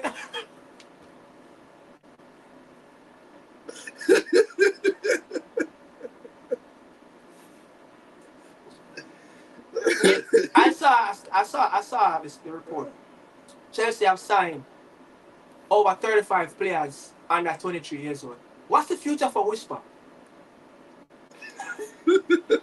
No. B. We never play for Chelsea first team. B. I have no reach a point. You know, by the time how much time I said I'm gonna do a video about Chelsea and the recruitment and what's the strategy. I don't know. I have no idea what is the strategy, what they're trying to do. I don't know what's the sense of signing all these players. I have no idea. As a Chelsea fan, I run out of ideas. Like it doesn't. I don't know. I don't know what am I trying to do. At this point, leave it to God. When the season starts next week, all I care about is results. I don't care who gets signed. I just want to know that the team is performing. Whisper. He's way on the ladder. Whisper. The only, as I always said before, the only positive with Whisper is Joe Shield. Joe Shield is, I think Joe Shield get a different position. I forgot. I think he's a higher position? Yes. He get the head recruitment. He's the chief of the recruitment staff? Yes. So that may play in a Whisper position. But my God, the amount of left wingers and attacking players, even Sterling might be getting sold soon. What, you know? Modric might go on loan. I don't know. If we just signed Pedro Neto, top talent from Wolves. Injury prone, but on his DA, he's brilliant. Injury prone. Can't play a full season. That's true, though. Can't play a full season. Let's say this. They have a strategy. We don't mind all the strategy, but they do have a strategy. There is a strategy. Well, we saw one of the strategy. Dominic Solanke just got sold from Bournemouth to Spurs for 60 million. That was a strategy. A former product of Chelsea. That's a lot of money. That's a lot of money. That's a lot of money. You know, but you see your club challenging for the top four? Yeah. Yeah, I think you are United. I think United and Chelsea be battling it out for Europa League coming up this season. Yeah, I think so. I think Chelsea will be up for the top four because I don't think Aston Villa is strong as well. I think Liverpool, Tottenham, and not Liverpool, Tottenham, Man City, Liverpool, and Arsenal expect to be the top. So you say the fourth spot is up for grab? Yeah, I think the fourth spot is up for grab. Villa, United, Chelsea, and Spurs were fighting for one and spot. Newcastle. And you still calling Newcastle name around here? You don't think Newcastle is going to be decent? I think Newcastle is still going to be decent this season. They're very good at form. They're going to sign. Did they sign the dude, that guy from Crystal Palace? Yeah, they signed a few pieces, but not much. But let's see what's going to happen. I think if they can still keep that energy that Eddie Howe want from them, keep that same home farm. Yeah, I think they can challenge. But for now, let's leave it up to United, Chelsea, Spurs, and maybe Aston Villa, depends on how long their European campaign will last for and how fresh they can keep their players and rotate and less injuries. Hopefully Ollie Watkins can stay fit. He's going to be under a lot of pressure this upcoming season, Ollie Watkins, to deliver the goals. Again, his fitness and his stamina will be tested again this season. Play loads of games, But as I said, that is it, Daniel. That is it, Yeah, that is We have it. come to, we have come to the end, people. Really appreciate everyone that's, stand. Really appreciate everyone, that stay with it on the journey for the 2 hours. Really appreciate it. Let's get, big up Dan in the chat where I must say, yo, we must Aston Villa need midfielders. I agree. I think Aston Villa need that cutting edge and one more cutting edge in that midfield. You know, big up to Avis Williams. Hutchinson would be an upgrade in our midfield. And then Dan replied and said Hutchinson is not a midfielder, but whereas Hutchinson will play in a team when you have the likes of the Omari and one wing C first, but sometimes Bobby Ridley and so I don't know, man. It's going to be a very, very, very competitive team, competitive starting line to pick for Steve McLaren. What you expecting? Looking forward to the weekend. Friday, the league starts. Manchester United will play at home. One thing though, before you answer that question, last weekend, the first week of the Scottish Premier League, the SPL, Rangers lose their first game. I think they got beaten by Aberdeen. Got Celtic fans, the league is over.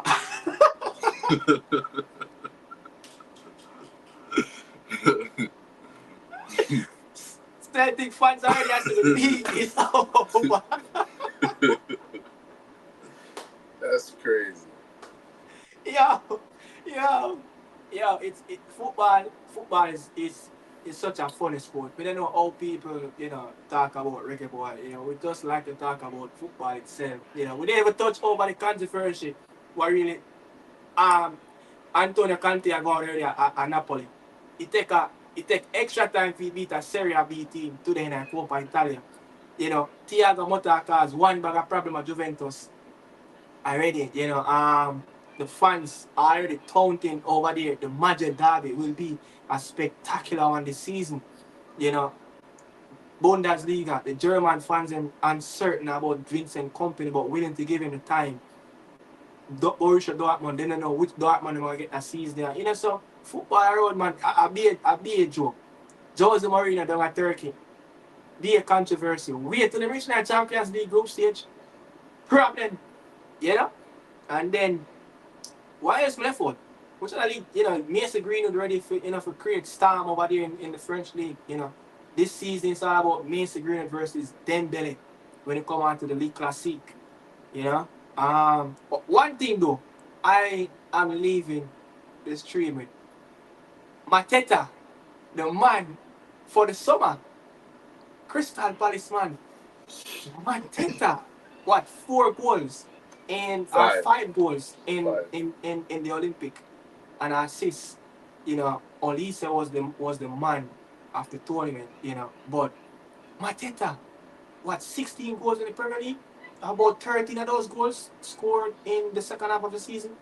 Yeah, I've really improved. Crystal Palace looking to give him a bumper wage contract.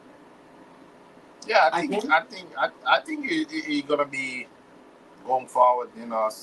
They lose even though they lose Olise, but they still have Eze.